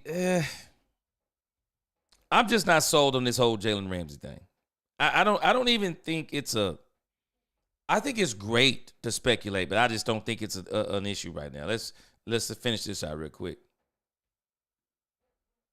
Wind up with the Rams. Yeah, the Rams make a lot of sense, and the Rams have always been that team that say F those picks, and they did it when they got him. Right, the first time with him and Von Miller. Look, they got the Super Bowl rings. This is the way I love the way they did. Matthew Stafford as well. Yeah, but Matthew Stafford, he's still there. I'm just saying, Von Miller, Jalen Ramsey, and even OBJ. Thank y'all for coming. You got your rings. Bye, and we keep moving, and everybody's happy. Fans are happy. Management's happy. Players are happy. I'm talking about the ones who got their rings. So that's why it just drives me crazy the way Steven drags his feet. Jerry used to be that way. He used to be a swashbuckler, the old man, the wildcatter that was aggressive. But Steven's been like, tweak here. What'd you say? Selectively aggressive. So. Keep us guessing and keep the Cowboys relevant, like you said. So I think as we sit here on Memorial Day on May 26th, if I had, what do they always say, gun to your head, what would you say? I don't anticipate Jalen Ramsey being a Dallas Cowboy. I don't either. Rams. I could see him being a Ram. However, that would be better than him ending up in the division because... No, you don't want him with Dan Quinn in Washington. You don't want him with the Giants. You don't want him with Philadelphia. Just keep him out of there. And one other note about him, nobody calls him his nickname anymore. Remember, he used to be the sass guy. Yeah. He's always saying something sassy. That's right. He did have some he would put a lot of thought. Child please. Almost like Ocho Cinco. Right. And in his post-game pressers and that sort of thing. He also, and this has very little to do with the play on the field, but it just popped into my head. He wears like the turtleneck and the long sleeves and he looks like he's just got way too much. Whether it's a warm game or a cold game, his whole body's covered now when he's out there. The long socks, the long turtleneck. It's so crazy because he grew up in Florida and he plays in Florida right now. That's how Deion used to play, though. He's been on a cold climate. Right. He wasn't playing for the Vikings. Yeah, Deion played like that too. Shoot, Deion had every part of his body covered up. Deion had the head rag, a headband around his neck, turtleneck, long sleeves, wristbands. Well, shoot, Deion didn't believe in getting them turf burns. And that may be where Jalen Ramsey is. And also, too,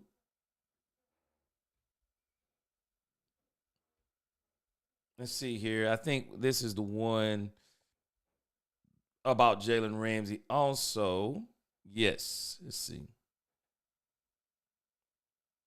Okay, no, this is saying the Cowboys may pursue veteran defensive back Kendall Fuller. I think somebody mentioned him earlier. Fuller played 11 games last season with the Dolphins after he dealt with a concussion and knee issues last season. I don't know about that. Hold on a second.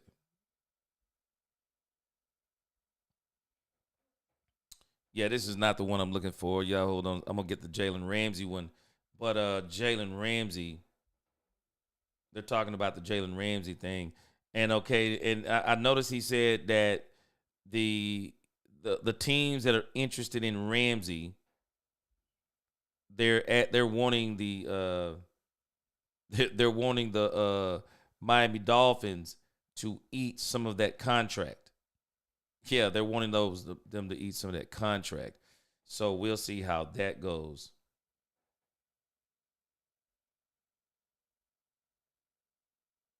Let me see here. I want to see if I can pull up the thing they was talking about Ramsey. But I do think the last that I heard, for the most part, the thing about Ramsey had been shot totally down by most people. But the one that is the newest, if I'm not mistaken, is that Jalen Ramsey is now being tied to the Washington Commanders. And the one thing we know about Dan Quinn, he will definitely Dan Quinn will give up the farm, man, for certain players. I mean, because what they gave up for Marshawn Lattimore, I still don't understand it. I mean, that's crazy to me. I think they gave up a 3, a 5, and a 7 or something crazy like that. And I don't think they ever going to see the value out of that contract. Yeah, they're talking about Ramsey bought the house over in Fort Worth about 45 minutes away. And then they're saying Ramsey in 2025, he's guaranteed $24 million, including a $4 million roster bonus that's already been triggered. So the Dolphins would have to pay that. The Cowboys have $32 million in cap space. If they wanted to ship a day 3 pick to Miami and drop $20 million on their books for a 1-year swing at greatness, they absolutely could. Structurally, financially, it's doable. Shoot, I don't know about that. Says the real question is philosophical. Do they want to? Fish and others are telling us that the answer at this time is no. The answer changing might hinge on the health of Trayvon Diggs, the growth of Kalen Carson, and the development of Kyer Elam and Savon Revel Jr. If that group comes along, Ramsey is a luxury. If not, this is the kind of swing you make for right now and defer the consequences. But the Cowboys aren't doing it now, even if Ramsey is setting up housekeeping around here. Yeah, I believe so too. I just don't believe the Cowboys are going to do it because they're saying the same thing that I'm saying in this particular paragraph. The reality is the Cowboys, I think the defensive tackle is more urgent than the cornerbacks because they don't have a plethora of one-techs that are potentially good. They only have one that is potentially good in the grand scheme of things, and that's Jay Toya. But when you think about cornerback, man, the Cowboys got options. Kalen Carson, Kyer Elam. And I do believe Savon Revel Jr. is going to be a starter. I think what we actually may be looking at the season start, unless something just grand comes along, I think what we'll be looking at starting out is Kyer Elam, Savon Revel Jr. on the outside, and Deron Bland on the inside. And then maybe in certain packages, Deron Bland back to the inside, and then we'll have either Makumo or either Izzy moving over there to the nickel back. I think they're going to try out all of those in the training camp. So I'm actually more concerned about the defensive tackle position than I am about the cornerback position. I really am. I'm more concerned about that. And so the Jalen Ramsey thing, I mean, it's just one of them things, man. I can't even talk about it in a serious conversation. I can't really talk about it in a serious conversation. I just don't think it's going to happen. Yeah, I don't think it's going to happen. Daniel said we didn't know that Pickens was going to be a Cowboy. Yeah, but the thing about Pickens, we knew that there was a possibility on it simply because the contract was so friendly. I mean, you're only talking about $4 million. The contract was so friendly. With Jalen Ramsey, again, when you hit that 30-year mark, that 31-year mark, unless you're already on a team in a contract, if your contract is up, you really do become a luxury player, and you really become the kind of player that you're a mercenary. You're the kind of player that people are looking at saying, okay, we're trying to win right now. So what player can we bring in right now and we can kind of put them somewhere and they're going to really make that huge of a difference? I'm not sure if the Cowboys are quite there yet as it applies to Jalen Ramsey. I'm not sure. But I think post-June 1st is going to tell us a lot. I think that first week, and I think Poobie D reminded us, that will actually be Sunday. By Monday, boy, it's going to I think it'll be wild even on Sunday. But I think it's going to be bonkers on Monday. Lisa Worley, appreciate you. Appreciate you hanging with us on the after hours. For sure.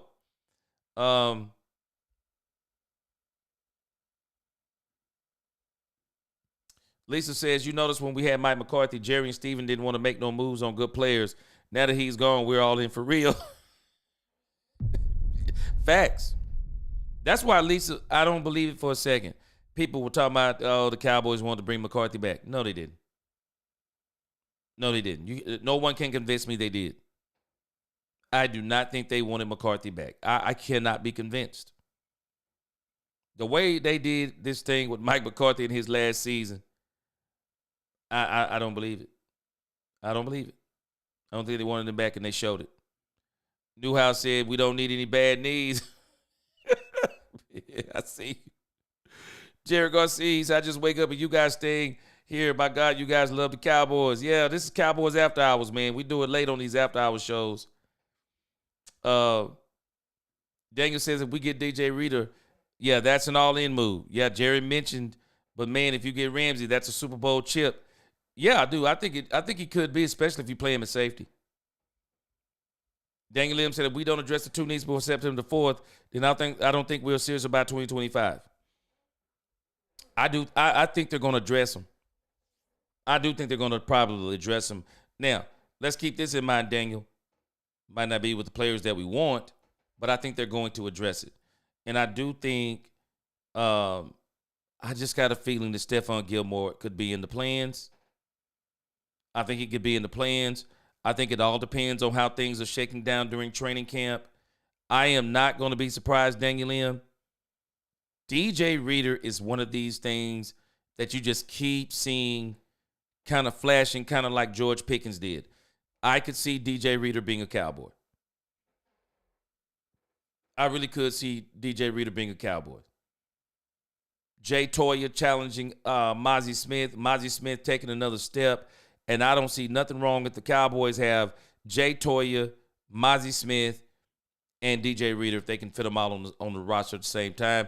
I don't see no problem with it. It would be great for a change to be to have more than we need at the defensive tackle position in that one tech, because man, we have not been able to stop the run. Jared Garcia, he said DJ Reader from the Lions after June 1st. That's what I think is going to happen. I think the Cowboys going to make a swing at DJ Reader. I believe it, Jared. I think they're going to make a swing at DJ Reader. I do, at DJ Reader. Newhouse says, cornerback longevity, they don't make them like Darryl Green no more. Yeah, Darrell Reeves either. Deion Sanders either. Yeah. You know, you see a lot of these cornerbacks today, Newhouse, they go down with knee injuries. Yeah, they go down. It seems like, and once they get those knee injuries, they're never the same. Yeah, they're never the same again once they get those knee injuries. Q-Ball said Ramsey, no. Simple as that, no. Yeah, Daniel M., he said, we keep hearing DJ Reader. Yeah, that's who I keep hearing. And I think he may be the one they get. Yeah, Lisa Worley, I think the same thing. She said, I think Ramsey is fiction and Reader is reality. Me too. And DJ Reader just seems to be the one that makes sense because, again, as concerned as we are about the cornerback room, I think the defensive tackle room is way more urgent. Let's pull this up.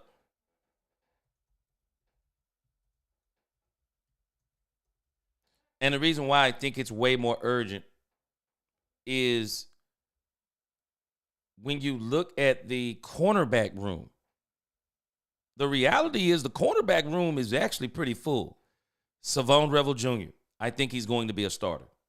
Kyer Elam, I think he's probably going to be a starter when the season opens up. Again, there'll be those two on the outside, and it'll be probably DeRon Bland playing some in the slot depending upon the situation. You still got C.J. Goodwin. We got to see what he's going to be. Then if you look at the right side cornerback, DeRon Bland can play slot or outside, but I do think because it's a contract season, the Cowboys will probably be working hard to keep DeRon Bland on the outside, to keep him happy. You're going to have Kalen Carson. We're going to see what he's going to be like. Josh Butler, you got him. We still got Andrew Booth. And then when you think about the nickel cornerbacks, is he Israel Makumo? He may be the nickel cornerback. He may be, and we'll see what Keenan Hall looks like when he comes back. So he might be the nickel cornerback. And then some people, So again, I think a lot of people are pointing to Izzy playing that slot cornerback. So when you look at that, the Cowboys are in way better position at the cornerback position than they are at the defensive tackle position. And in particular, what we're talking about is the one tech, because Solomon Thomas, no, he's going to be working on this Oso Digizua. He'll probably be in that rotation. But Jay Toya, again, rookie. Not sure about Justin Rogers or Denzel Daxon. I don't even know who they are. So at the end of the day, this is really where you got to say this is a concern. Tommy Aking Basadi, that's a work in progress. You're probably looking at a couple of years. So if there's an urgent piece on the defense to me, it's that defensive tackle one tech. If you're really saying we're serious about stopping the run. But I do think they're serious about stopping the run because of Mozzie Smith. I think they want to be right on Mozzie Smith. But I think if you really are serious about making that championship run, you really have to say we're not going to take a chance on Mozzie Smith not taking the next step. And as a matter of fact, you bring in DJ Reader, you may help Mozzie Smith make another step. You may absolutely help him to make another step. And I'm like R. Kelly. I don't see nothing wrong. If you could get Mozzie J. Toya and you could get DJ Reader and you can have them in a rotation and have them situationally and all those different things, shoot, do it. Do it. If you can fit it on the roster, do it. Do it.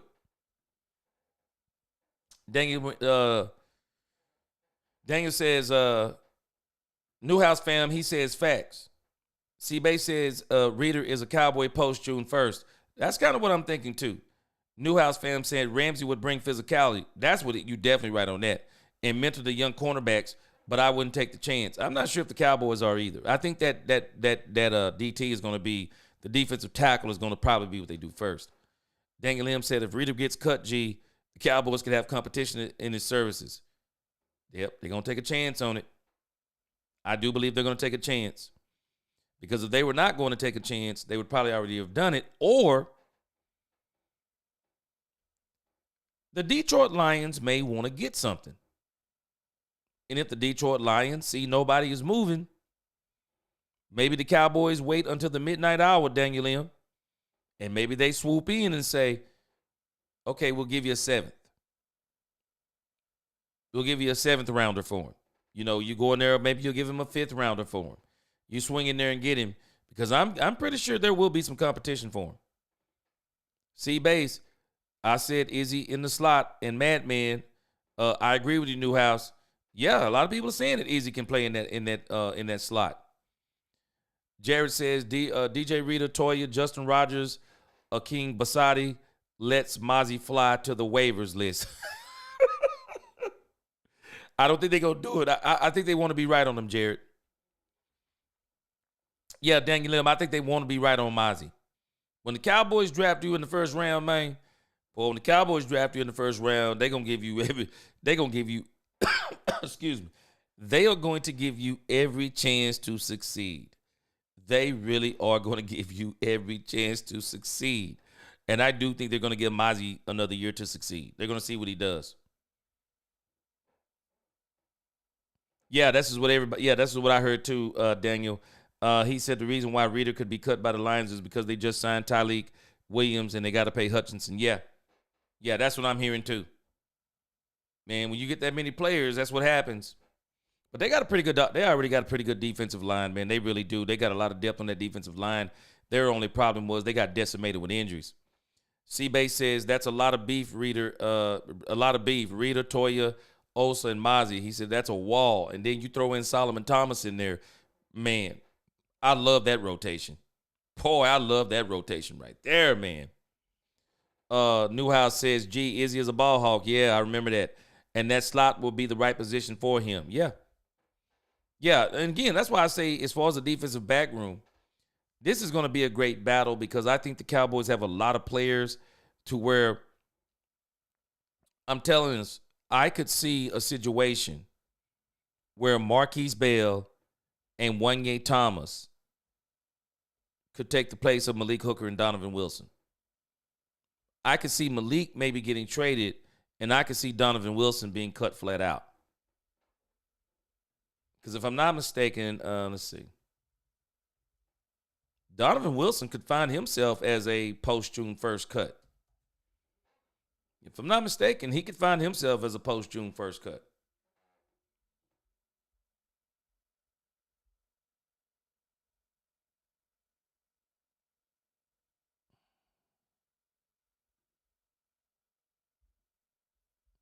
Check this out here.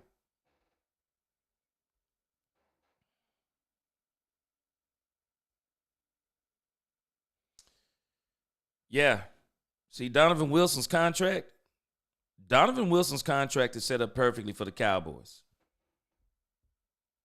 The Cowboys could do a post-June 1st cut on Donovan Wilson, take a $1.6 million dead cap hit in 2025, a $1.6 million cap hit in 2026, but they would also save $7 million on a post-June 1st release. See, we might have some releases of our own. And I think Donovan Wilson is a candidate. And the reason why I think Donovan Wilson is a candidate is because the Cowboys have signed Marquise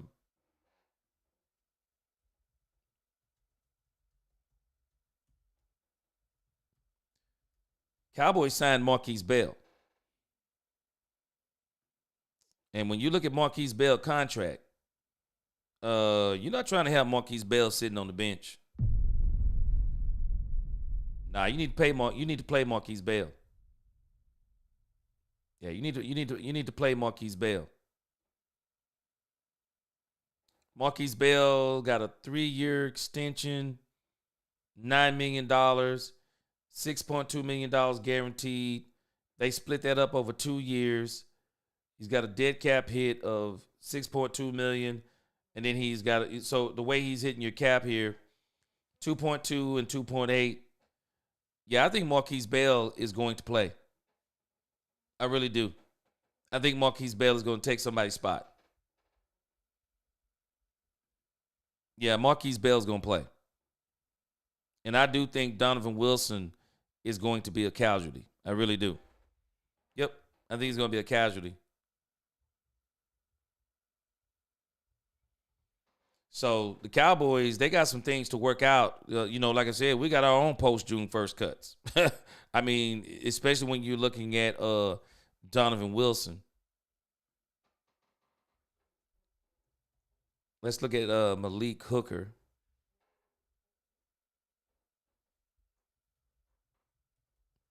But I think Donovan Wilson is as good as out of here. I really do. I think Donovan Wilson's going to be out of here. Okay, Malik Hooker.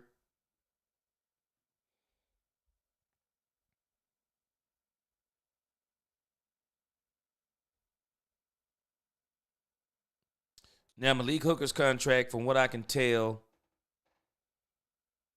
I'm not really sure Malik Hooker's contract is really going to hurt you if you were to decide to depart with him. Yeah, because he's right here already. So he's going to hit you for $7.7 million. So the Cowboys would actually, I think they would take a hit even if they cut him.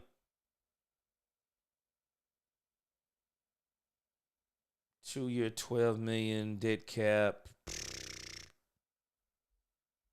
This is kind of how this is reading with him. Yeah, this is kind of how it's going with him. So I'm telling you, I will not be surprised if you see Marquise Bell and Wanye Thomas as the safeties on this team this year. Nope, really would not.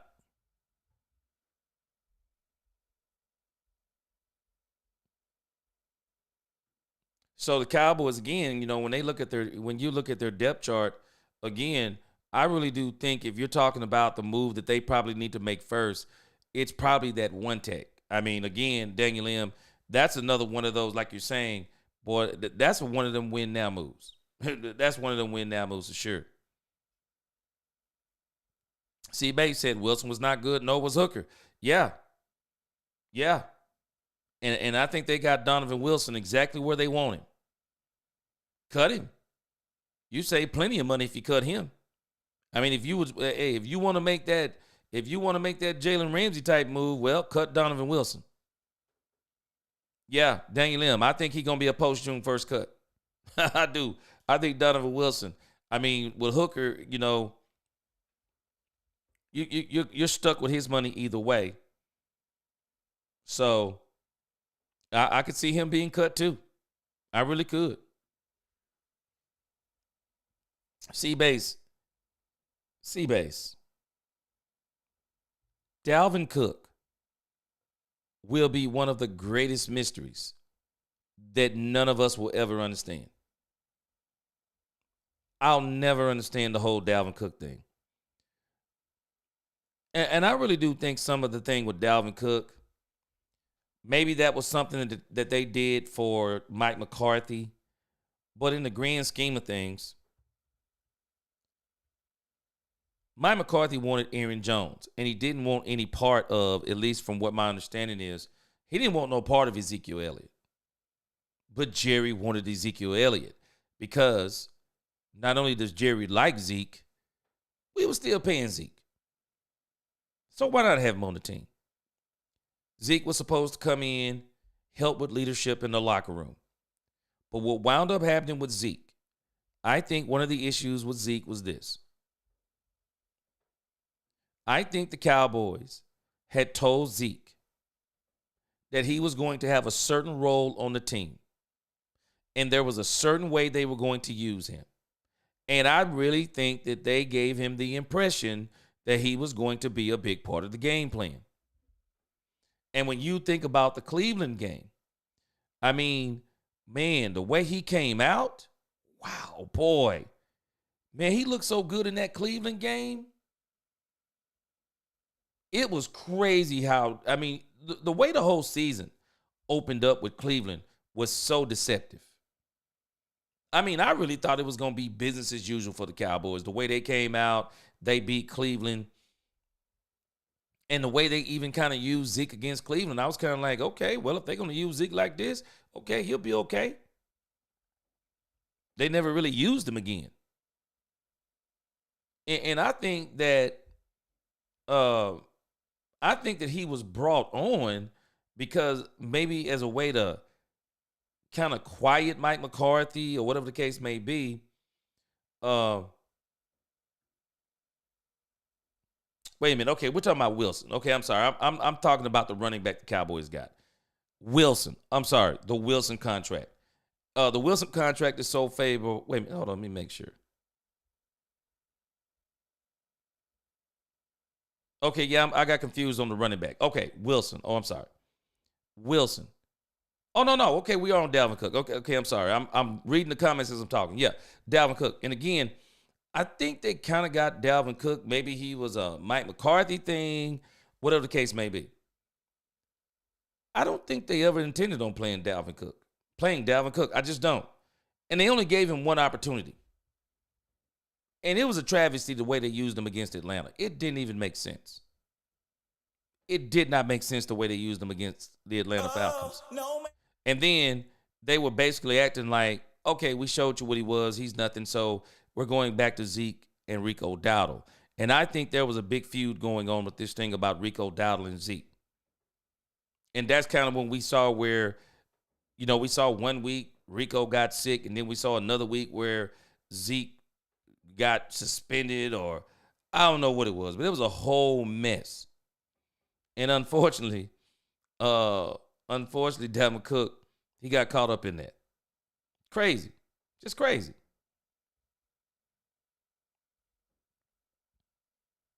Yeah. They could cut him and still save money, but they definitely going to wait till June 1st. They're going to save some money on him. Yeah, they're going to save some money on him. Hey, Newhouse fan, boy, don't you say that too loud. Crop top, Newhouse fam said, said crop top.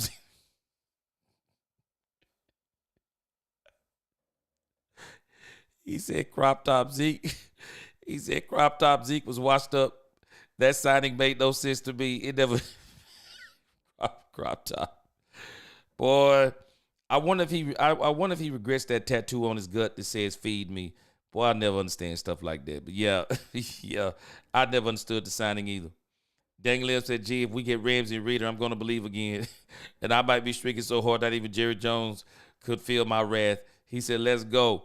Hey, I'll be honest with you though, Daniel Lim.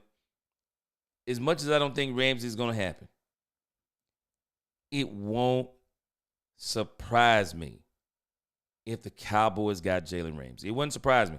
It would surprise me from the money perspective, but it wouldn't surprise me in the grand scheme of things. It just wouldn't surprise me. C-Base said the same thing with Martavius Bryant. Boy, C-Base, I never understood the Martavius Bryant thing either. Boy, I never understood the Martavius Bryant thing. I was like, what is going on with the Cowboys with this stuff, man? Cowboys had everybody, boy. Everybody was like, boy, Martavius Bryant, man, he going to be this, that, and the other, boy. Obviously, he was. Martavius Bryant must have been terrible, boy. That's all I can tell you, boy. He must have been terrible, man. Lisa Worley says Zeke was so good, and then all of a sudden he fell off a cliff like you'd be talking about. Lisa, he fell off a gulf, didn't he? I mean, he fell into the abyss. You know, I think one of the things that happened to Zeke was too talented to fall off the way that he did. I think what got Zeke, I think Zeke loves to party. I really do. I could be totally wrong.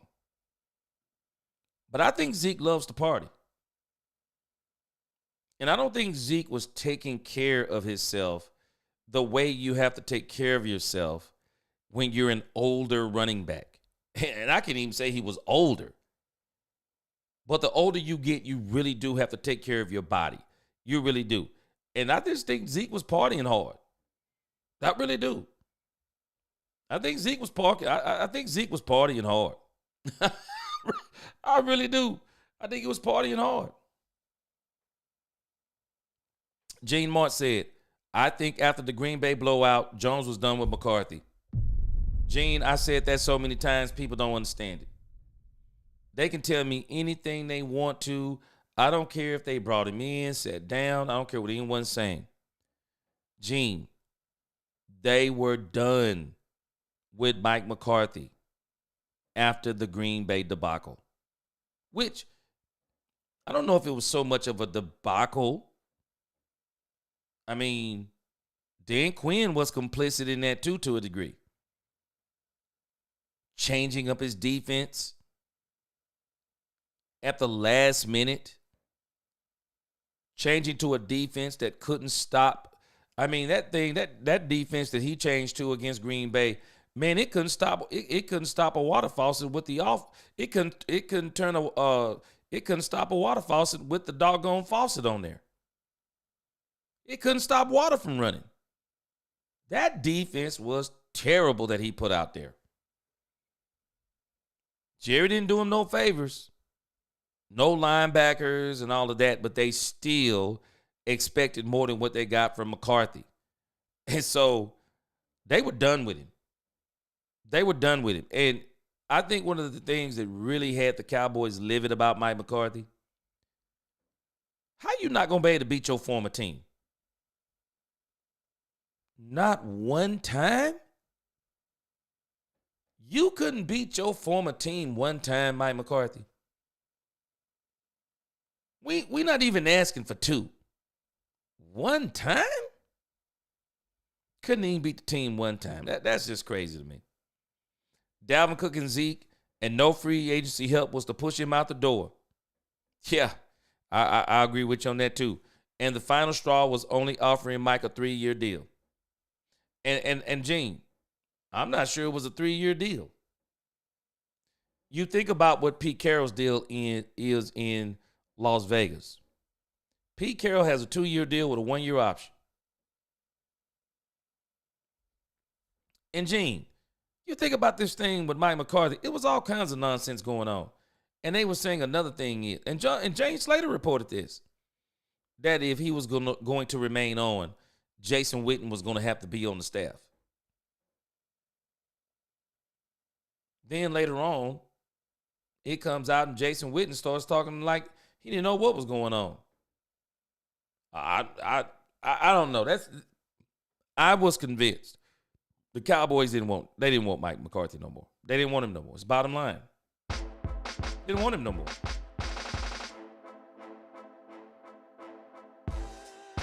Dang Lil, boy, let me tell you something, Tangy. Boy, there was some people that loved Zeke so much. Boy, they was arguing hard that Zeke wasn't washed. Boy, they didn't want you to use the word washed with Zeke, boy. I mean, even if he wasn't washed, he definitely wasn't what the Cowboys needed. Damn, Bama boy, he said, Mr. Sandman, bring me a dream. Bama boy, you on the road or you at the crib? C-Bay said Zeke left his knees in Cabo. Yeah, Tyrell Hines, 2016, 2018, prime Zeke. And Zeke fell off a cliff after 2018. New house, that's what I believe. Zeke loved to party. And if you love to party, Dallas ain't the place for you. Dallas, man, you party all you want to in Dallas. It ain't the place for you. Dang Liam said, G, for real though, Shotty got that just for men look on his hair. He said, youngest 51-year-old in the world, and yet he's a first-time head coach. Explained it. I need his barber's name. Dang Liam, you know these barbers are magicians now.